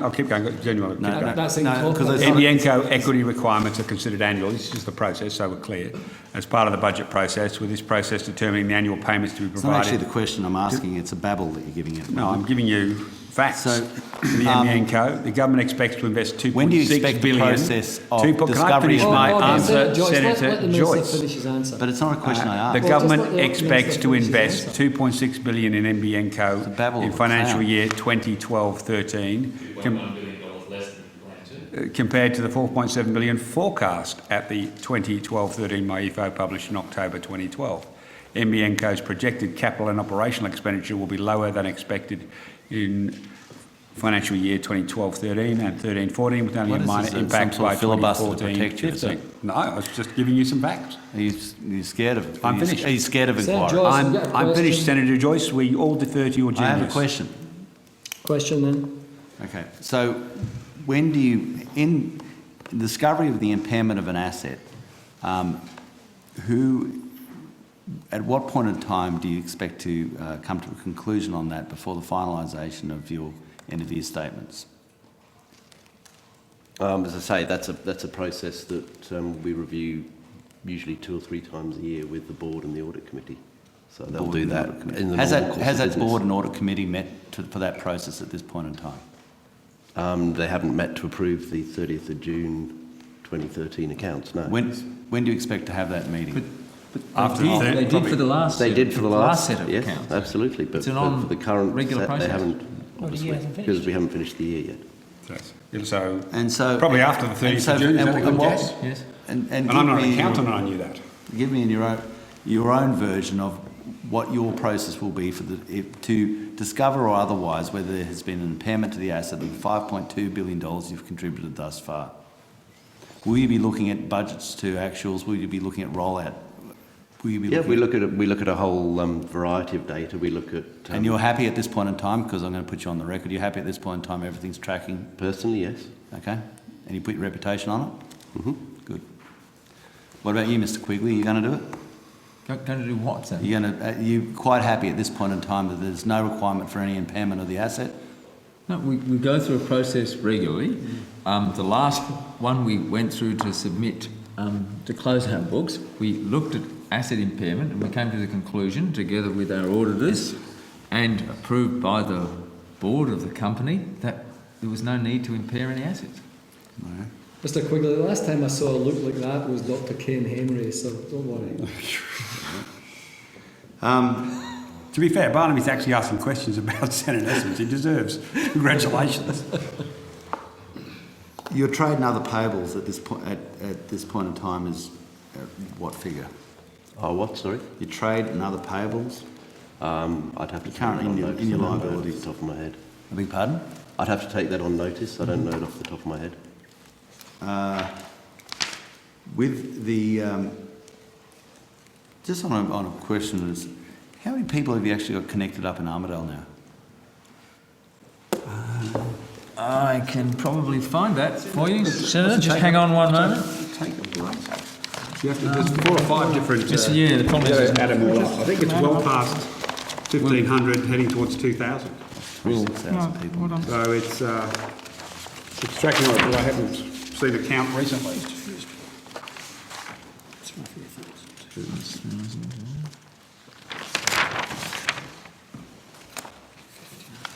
Have we got it there? Armidale, Tasmania mainland, all the Armidales. Oop. Oh, I was... 2.5. I was very modest. 2,500. 2,500. 2,500. Yep. Would Armidale be the highest proportional connection rate of any county? No, as you've heard me say often in the Senate, Wollonga and Kiama are competing for that, but Armidale is well ahead of our forecast. How many premises? That's 2,500. About 22%. That's 23%, I think I saw. 22? 23%, sorry. And is there still a process of, are there still people connecting up with them? I presume there would be. Are there still people being connected in Armidale? Yeah, absolutely, yeah. Good. In fact, we have quite a number of pendings there. Yep. Yeah. It's still, orders are coming in at a very steady rate. Well, Good. yeah, a few hundred to connect. Right. What about Uralla? Sorry? Where? Uralla? Uralla, the next town down. I don't think the rollout has started there yet. The next town down. I don't think it's started there yet. What about Bendemeer? No, it's not started there yet either. Armidale's... What about Gyra? Are we on a tour of your intended place to live? Tenterfield? Glen Innes? Anywhere else?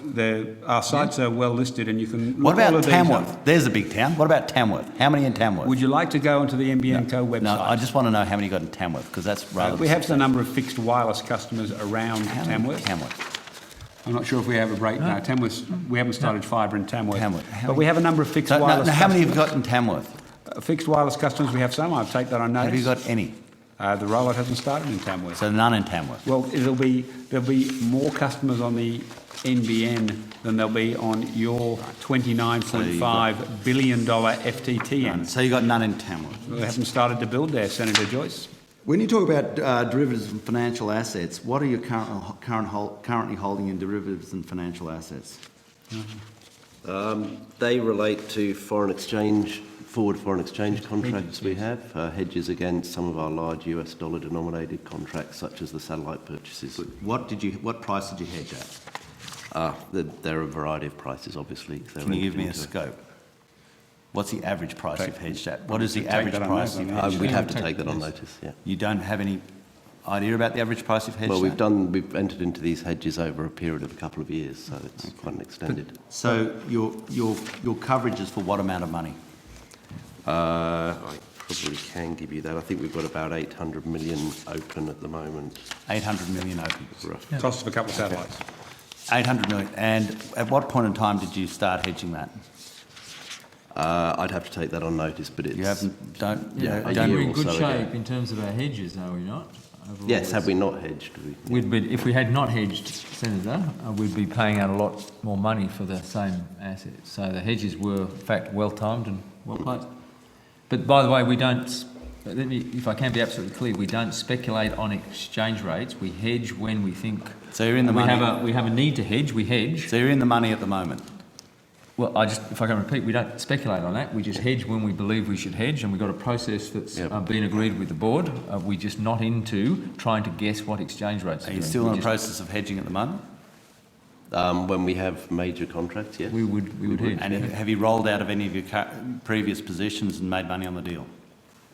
What do you mean by made money? Well, obviously you would have, I mean, the dollar's depreciating at this point in time, and you would have had positions of the dollar at a higher price. You should be making money at that. We don't But we're try not and doing make it. money on hedges. I don't presume you try to make money. I'm just saying, have you? They've been of net Yes. benefit to the company in the sense that if we had not have hedged, we would have paid more than if we had have hedged. And so, and your current, what are you currently holding, or what's your current position? It is about $800 million. About 800. Bit more, bit less. I don't have the You don't precise know? number here, but it's around. Not sure, don't know. It's about around $800. About around $800 million. Oh, yeah. Okay. So, how much are in your receivables currently? You had about $1 million at the end of the year, end of last year, which seemed rather low. So, what are your current receivables? You must know that. That's current.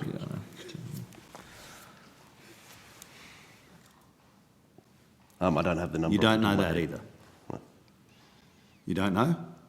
Not off the top of my head, no. Notice, Okay. Senator Joyce. Well,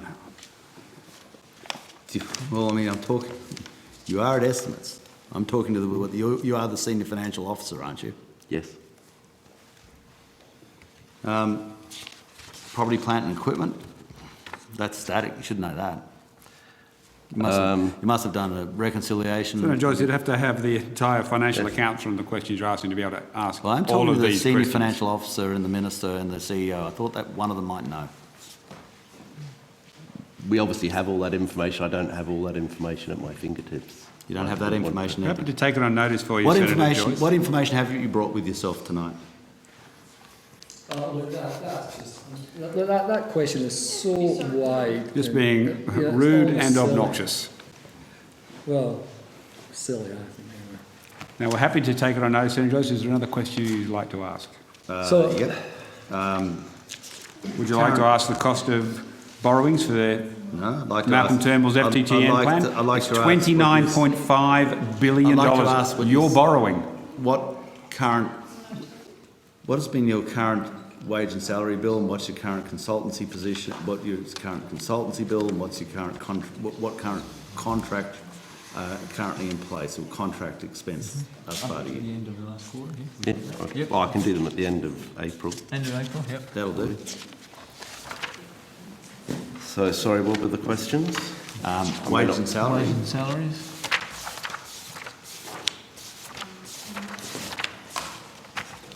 Well, staff-related costs, about $295 million. That's year to date? Year to date. 295 million is Yeah. wage and salary. Yep. Contractors. Well, that's included in That's that, included so- in that. 295 is wage and salary and contractors. Okay. And in regards your contractors, how about, obviously, superannuation's all paid up to date? That's all included, yes. Okay. So what is do you have any other contingent employee liabilities? For things like long service leave Long and so on. service leave? We do, yes. I don't know if I have that exact balance with me. But I'm pretty sure I don't have that level of detail. We'd have to take that on notice. Rightio. And what has been for your salary and wage for salary and wage component? What has been your average day sick leave? 10 per employee. Average day. I don't have that detail. You mean the... Yeah, average day is off. The actual... Generally runs around about 10 days. So I'm just trying to work out what it is in yours. It's always a sign of basically the morale and the attitude inside the company. Well, I think that's a bit simplistic and naive, to be honest. But anyway. Yep, we can get you that information, Senator. Have you had any discussions with contractors, because I have, who've basically said that the cost of driving fibre to the home is just going through the roof? We've had discussions with Senator our Joyce. contractors regularly, weekly. Is it running to budget? Senator Joyce, if you had, and you're not a member, I don't think, but if you'd attended or read the Hansard of the Joint Parliamentary Committee recently, you'd see that Mr Quigley tabled a range of costs for fibre to the home. They were between 2,100 and 2,500, I think, which were within the forecast for the budget. So you're saying that your cost of rollout of fibre to the home is running to budget? I think what Mr Quigley said is that they had 3 billion, Mr Quigley, 3 billion in contingency. They've not touched any of it in the $37.4 billion. So they're running to budget? Yes, we no reason to change the total capex numbers that we had projected in our last corporate plan. And we have, as we revealed at the last Joint Parliamentary Committee, we have 10% of the capex as a contingency, and we've preserved that. All right. What's still your expected? 4 minutes. Okay, I'm good. What's your expected? Is your expected completion date? What is it? Has it changed at all? No, it hasn't. We're still at I'll see how you're mid 2021. 2021. Yes. And what percentage completion will you be by the end of the financial year? Percentage completion? Well, we've just said in terms of the brownfields rollout, if you're combining brownfields and greenfields rollout, the number we were forecasting was between 190 and 220 thousand premises. So we've got still a very long way to go over the next 8 years. I think we've got. So you have, but you're working up on to between 190 and 220 by the 30th of June. Is that correct? Correct. And by about then there'll be almost 1 million under construction or completed. What's your and the ultimate number of premises that you believe between fibre premises close to 11 million, roughly 11 million by mid 2021. Because of course there's you know what a ramp up is? You're so financially smart. I'm sure you know what a ramp up is. Yeah. The 11 million. That's it. Good luck. Well, we have stolen your plan. I know you're still sulking. I mean, it was your press release that said it's the Nationals broadband network.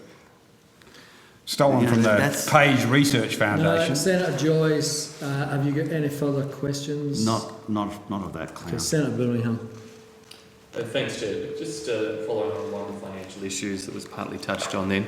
Mr Quigley, can you explain to the committee what the change in spending and investment profile of a big echo of NBN Co will be as a result of the reduced equity? Oh, you're not really still going to run on this rubbish, are you?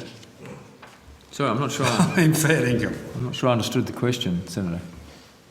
Say again. Senator Conroy, at least for 2012-13, highlighted in one of his answers to Senator Joyce the reduced equity contributions from government to NBN Co. Yes. That reduces by, as against the MyEFO at the end of last year, to the budget papers recently handed down in 2012-13, $2.1 billion reduction in equity contribution. In 2013-14, $1 billion reduction. And in 2014-15, a $0.4 billion reduction. Mm-hmm. What changes to NBN Co's expected expenditure and costs have warranted and necessitated or justified that reduced equity contribution from the government? Obviously, the rate of the largely the brownfields rollout.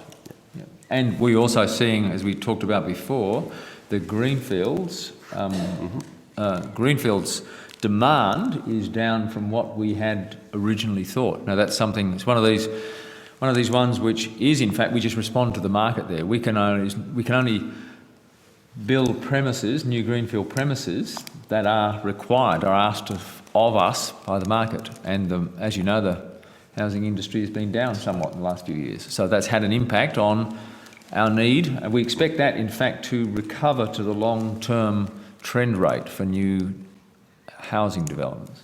So over the next 1, 2 or 3 years, how much less do you expect to spend on greenfields developments? Depends on how many houses are built, I would assume, Senator Birmingham. I assume Mr Quigley has a budget, Senator Conroy. And we are developing now obviously the corporate plan which we submit to the government around this time, within the next month or so, so that will be contained in that document. Did NBN Co advise the government of what its required equity injections were? Yes, we do. We make forecasts of equity injections. Yep.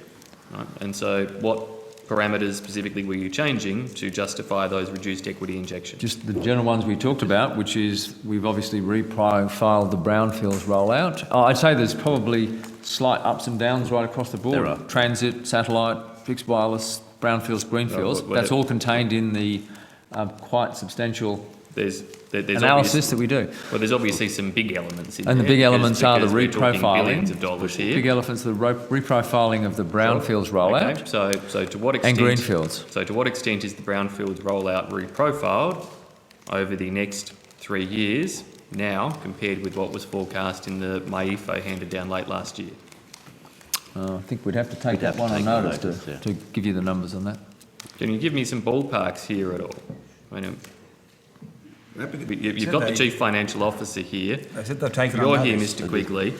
Surely we can get some indication out of the $3.5 billion over the next 3 years less that the government is now giving to NBN Co as to what it is that you're not doing in the next 3 years that you expect to be doing beyond the next 3 years. Well, Senator, question does make sense. The process we're going through is the one that you would expect us to go through, that we're developing our next version of our corporate plan, which we take to the board. The board needs to approve that. We then submit it to a shareholder. So I think it would be, at this point in time, until that's finalised, I really wouldn't like to put a number on the table because we haven't gone through that board approval process and then submit it to the shareholder. So when you develop that corporate plan and submit it to the shareholder, you'll be working on the basis of the equity injections the government has told you that it has budgeted for? Yes, largely, Yes, and we don't anticipate any significant changes to that. No. You don't anticipate any significant changes to those equity injections? No. No? So will you potentially, in that corporate plan as a result of these lower equity injections over the next 3 years, be adjusting your forecasts for greenfield sites, brownfield sites, wireless sites over that 3-year period? No, I think the process works that we look, for example, at greenfields, we look at what we think the market is going to do and our demand because we have a policy in place. I understand that, Mr Quigley, and obviously you've said you think the market's doing less at present and it's coming in below budget and you're going to need less money over the next 3 years. Can you give any indication of the $3.5 billion less you're getting over the next 3 years? How much of that is attributable to the slower take-up of greenfield sites? The slower housing market. That is contained in the document that we have now prepared and we will put through the board and submit to the shareholder. And equally there is a reprofiling of brownfield sites.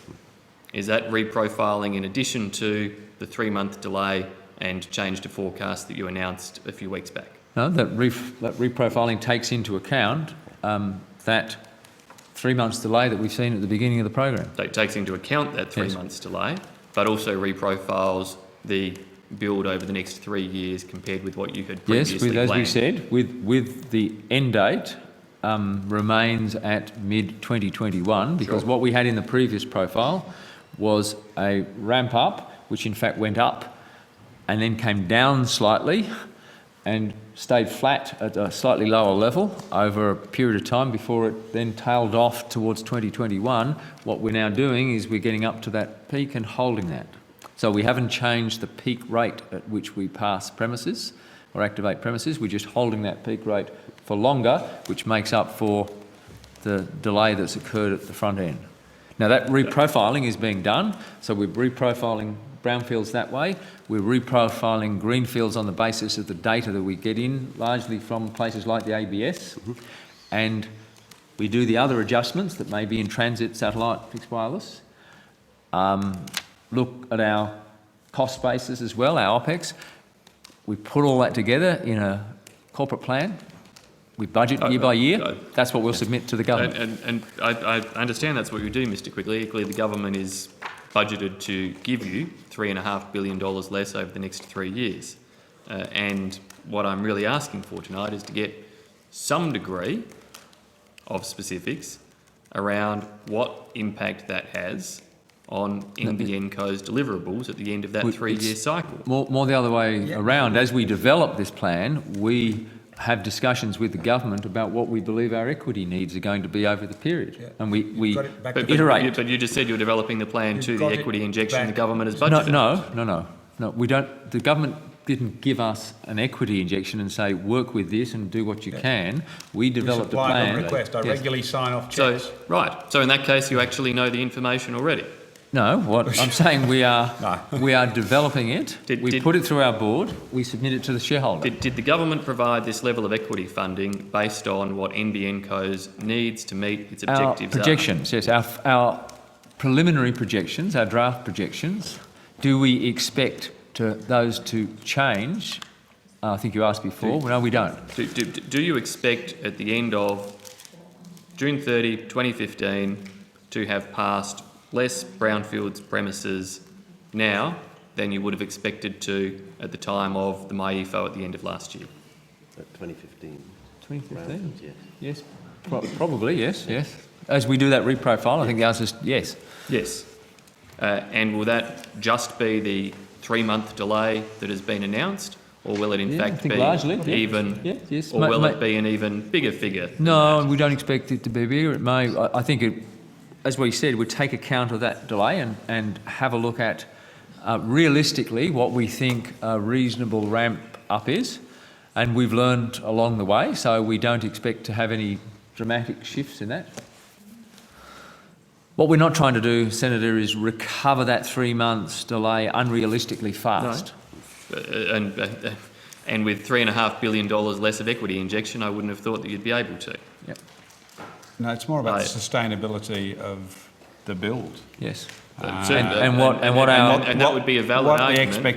What the expectation of the sector could manage. I find it hard to believe that a slower housing market and a 3-month delay constitutes $3.5 billion less equity funding. We can't help it if you don't understand the questions you're being fed. Are you telling me... We can't help you. Oh, come on, Senator Conroy. We can't help you if you don't understand the questions you're being fed. So a slowdown in the housing market and 3 months of delay by NBN Co is worth $3.5 billion. Well, there's a whole host of other things. We've looked at how much cash we're happy to take on notice and try and give you a more detailed explanation to assist your understanding. And I say that to you quite genuinely. When do you think we might get that detailed explanation if we take the question on notice, Minister? Would you be willing to give the committee some level of undertaking about when that might actually be returned, noting that we got 80 answers tonight to questions taken on notice? Really? Do you know, I used to get them after estimates was finished. That's amazing. I can't believe you've got them beforehand. I'm shocked. I used to get them literally tabled at the end of an estimates meeting. Can you believe that? You're going to take it on notice and bury it until after the election, aren't you? Can you believe that? You're actually, seriously, you clearly don't understand the questions you're being fed. You're going to take it on notice and bury it after the election. I'm offering to take it on notice. Senator Conroy, if I've got the question so wrong, then you can give us the answers quickly, can't you? Well, hopefully on this one we can relatively quickly, but would you like us to take it on notice to try and assist you? I'm not going to I've been very patient, but Senator Birmingham, unless you've got questions, the questions will be taken on notice. I'll move on to another issue, Chair. Okay. I would appreciate perhaps some support in getting Senator Conroy to commit to give answers in a timely way. The Minister's entitled to respond whatever way he likes. He's entitled to take it on notice. I would just hope we might actually get the answers in a timely manner, not in October. I'm happy to go to some questions if you've had enough. I'm happy to move on, Chair. NBN Co recently announced it was paying $9 million to transact to buy its fibre-to-the-premise network. Sorry, Senator Birmingham, could you start the question again?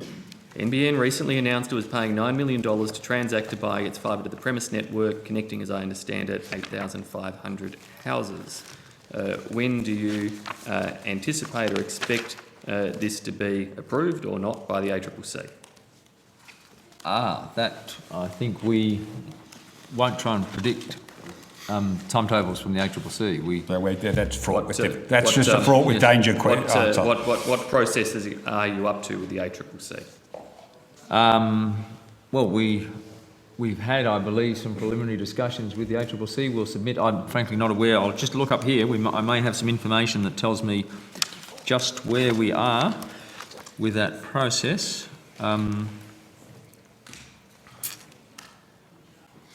No, in fact, I don't have details on the ACCC approval process. So Okay. we'll submit it. It's a process we have to go through. They have to approve the deal. What, if any, upgrades are needed to the Transact network before it can be connected to the NBN network? We have to bring it in line largely with our architecture. So the fundamental civils are there, the fibres all usable. Almost certainly some changes to equipment. Do you have a budget or rough cost as to what this will be? Yes, we will have worked that out. I don't have that with me, but yes, we will have worked all of that out and made sure that it was, in fact, net positive for us. Otherwise, we wouldn't have done the deal. Does the Chief Technology Officer or Chief Financial Officer, anybody, I don't have the number. have an indicative cost? No. But what we can tell you, Senator, is when you look at the cost we paid for the civil infrastructure and you look at the cost of the upgrade of the equipment that's required, that total cost will be less than it would be if we built it from scratch ourselves. It's pleasing to hear. I suggest the private sector can do these things in an efficient way. When will the NBN Co be counting this network amongst its premises past? Sometime later, not certainly in the next month or two. Will it be not until you've received the ACCC approval? Oh, certainly, yes, absolutely. Certainly not until then? Yes, not absolutely. until the necessary network upgrades are done? Absolutely, yes. What are you worried about? It's just important to understand statistics that are used sometimes, Senator Conroy. It's not beyond you to add things. You're worried we're going to sneak them in and claim them?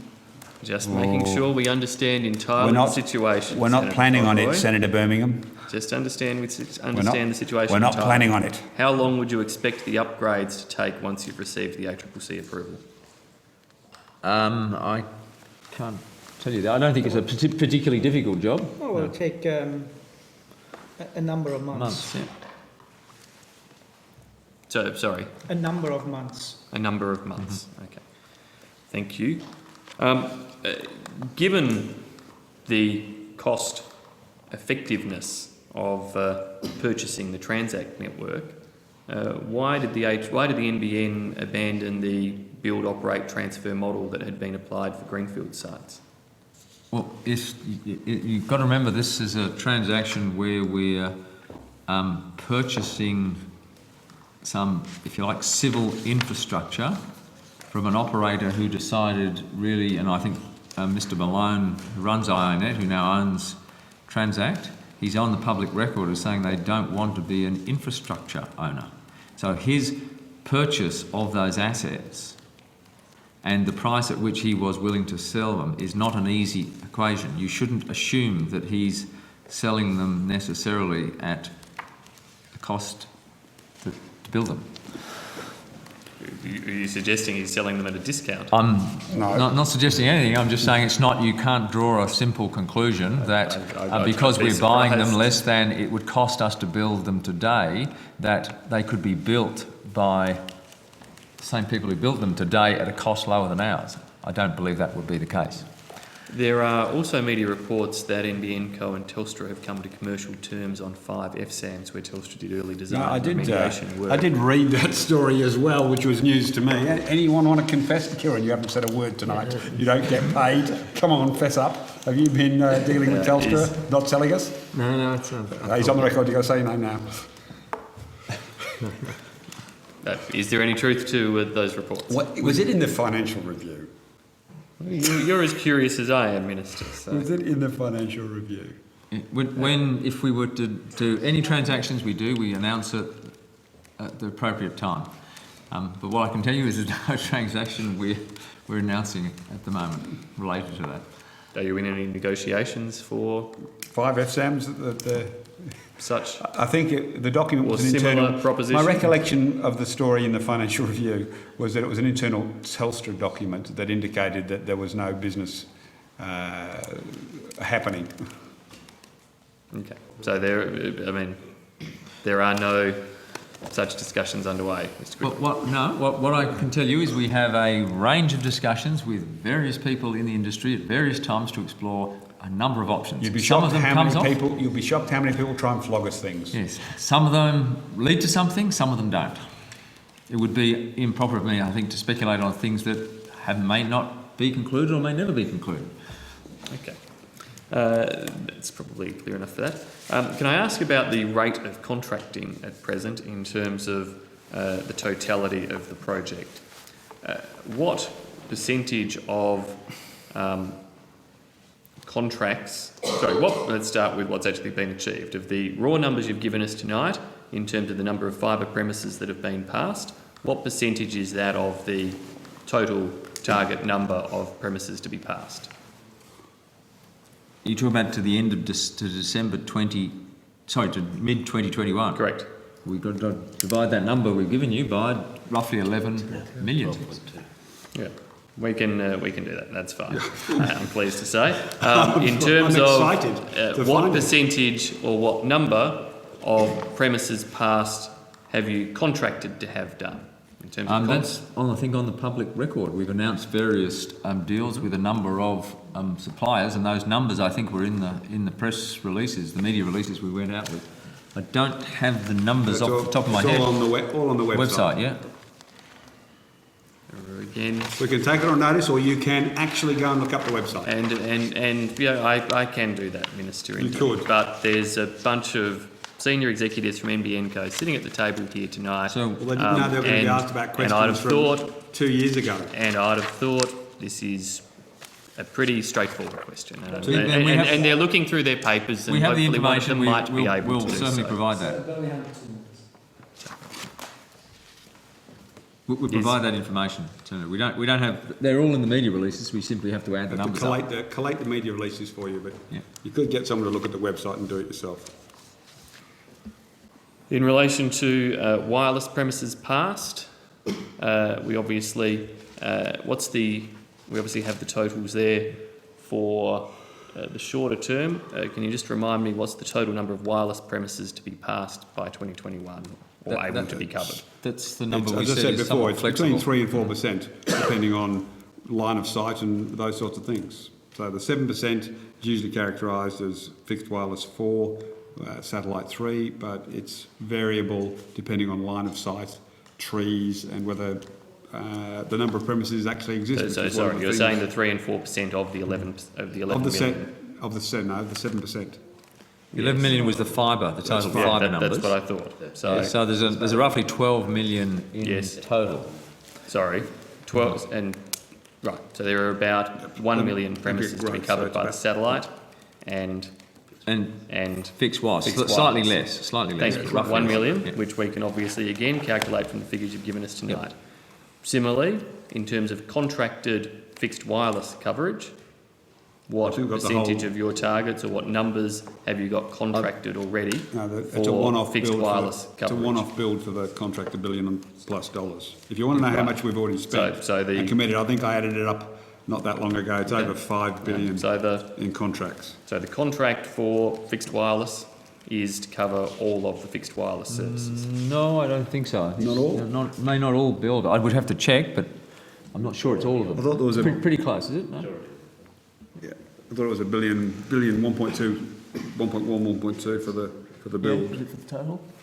Yeah, it's close to. Yep. So the contract is close to. Close to the. I don't remember the exact number. Close to the target. Mm-hmm. Right. Thank you. Are the media releases that you've provided in terms of the number of contracted builds to be undertaken, can they be broken down easily by state on the data that you've published? Largely, I think so. It's done at a national level. Is it? Yeah. But the contracts we've placed generally at the state level, we've nominated which states. Right. Yeah, absolutely. Yeah. Yep. Should be. Can you, just in case, because there seems to be a little bit of doubt on your side of the table, can you, in taking it on notice, provide, please, in terms of Contracts let to date for fixed wireless, for fibre rollout, what proportion of each state would be covered by the contracts already let? Yes, should be able to do that. Thank you very much, Mr Quigley. Okay. Thanks, Senator Birmingham. Mr Quigley, I note that on the 19th of April, NBN announced that it would deliver 1,000 megabytes per second services by Christmas. Are any equipment or network changes required to deliver this upgrade? No, but if I can just correct it, it's 1,000 megabits per second. We can't do 1,000 megabytes. So it's 8 times the quantity. So. It moves around. It's a tricky bugger, that one, Senator Cameron.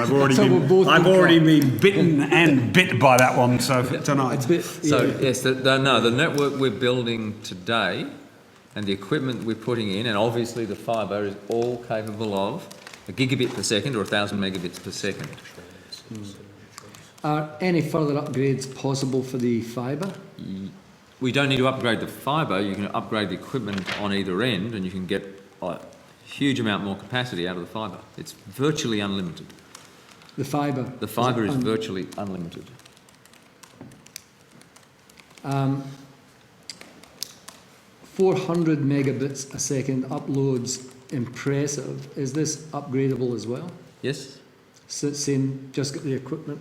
It's just the equipment on either end. The fibre can carry speeds, capacities in both directions. Same capacity in both directions.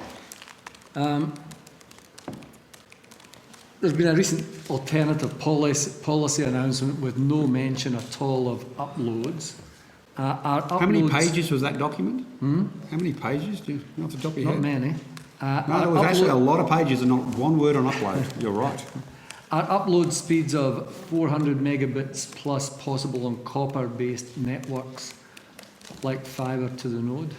My answer would be no, but I'll turn to my Chief Technology Officer. I think he'll say no as well. No, that's not possible. So. And what is the total amount that the government's investing in the NBN? The equity injection is $30.4 billion. So has anyone ever come to grips with this 90-odd billion figure that's been promoted in the press? Not sure the basis of that. Our number is 30.4 billion in equity injection and 37.4. Correct? Our latest CapEx number. Yep. Yep. Now, there's been some discussion already today about the cost of a standard installation of NBN to the home. What's the cost of a standard installation to a householder? Zero. Nothing. It's part of zero. It's zero. Free. Yes. So the argument we heard earlier that there was a cost, there's no cost to actually give people the access to the NBN. That's correct, unless the only circumstances standard installation, no cost. Yes, there is another policy that if somebody is outside the fibre footprint and they would like a fibre service, they can request it of us and we'll give them a quote. And it's called a network extension. Got a couple of people who've done that. We've got someone who's done that, yes. And there's been other figures bandied about for the cost of a fibre to the node connection. Does anyone have any information about that?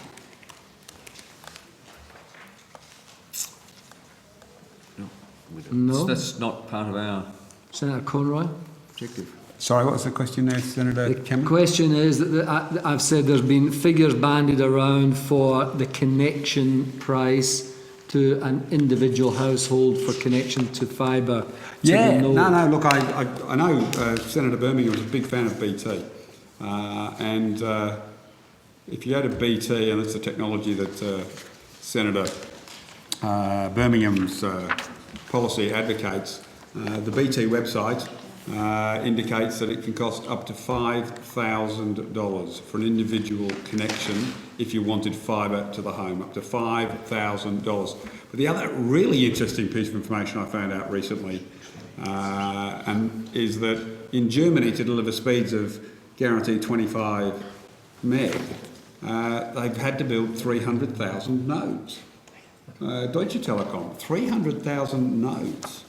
To a population a bit denser than ours. I find that an extraordinary statistic, but I'm sure Mr Turnbull's right that he can build his network guaranteeing 25 or hoping to deliver 25 with 60 to 70,000 nodes, Senator Cameron. But you should, I know you're interested in these things because I know you went to New Zealand, but you should really have a look at the Deutsche Telekom example of how they've built a fibre to the node network. But they do say that it's only a stepping stone to their ultimate game, which is to build a fibre to the home network. Now, I do have some other information, Senator Cameron, I just wanted to put on the record before we're finished. NBN, this is in answer to Senator Joyce. NBN Co is a prescribed government business enterprise under the Commonwealth Authorities and Companies Regulations. Accordingly, NBN Co operates a company at arm's length from the government, consistent with other companies. NBN's corporate plan does not include the costs associated with its equity holders' funding costs in its financial estimates. Government borrowing costs are factored into the budget as part of the public debt interest, PDI expense. PDI is the cost of servicing the stock of Australian government debt incurred to meet financing and other borrowing requirements. And there are a couple more points, but I'm conscious of the time. And just before I finish, I did want to say thanks to a whole range of people. It is a growing list, so apologies to anybody I miss. But if I could just send a thank you to UTC, Annie Pink, Tailgater, Ungulate, and particularly Frood, The Lost, and Axeman 6, who have come out on a very cold Canberra night to listen to all Are you this. still speaking English? Yeah, no, these are names online. Arkvark, Megafar, JW Bam, Tex-Mex, Cabotas, Mudguts, Fat Pat, Murdoch, The Monster, Seven Tech, Mr. Cresodian, Glass Snowy, and also a hello to Mia, I think it is. And could I thank all of them for helping play whack-a-mole with all the trolls online. Minister. Okay, now Senator Birmingham, you have a clarification. Just with one quick question of clarification, Mr Quigley, it was in relation to the total number of premises to be passed by 2021. And you gave me figures of 11 million fibre premises and about 1 million wireless satellite premises. Can I just check the 2012 corporate plan indicates 12.2 fibre premises and a touch under 1 million satellite wireless premises. Is that with correct? The new development, sorry, yes, with the new... Sorry? Taking account of the premises that are going to be built between now and then, yes. Right, okay. So, thank you. Okay. Well, that concludes the committee's examination of the broadband, communications and the digital economy. I thank the Minister and officers for their attendance, and Hansard, Broadcasting and the Secretariat staff. Senators are reminded that written questions on notice should be provided to the Secretariat by close of business Wednesday the 12th of June 2013. Well done everyone, we've made it again. Thank you Chair and Hansard and Broadcasting and Secretariat and officials.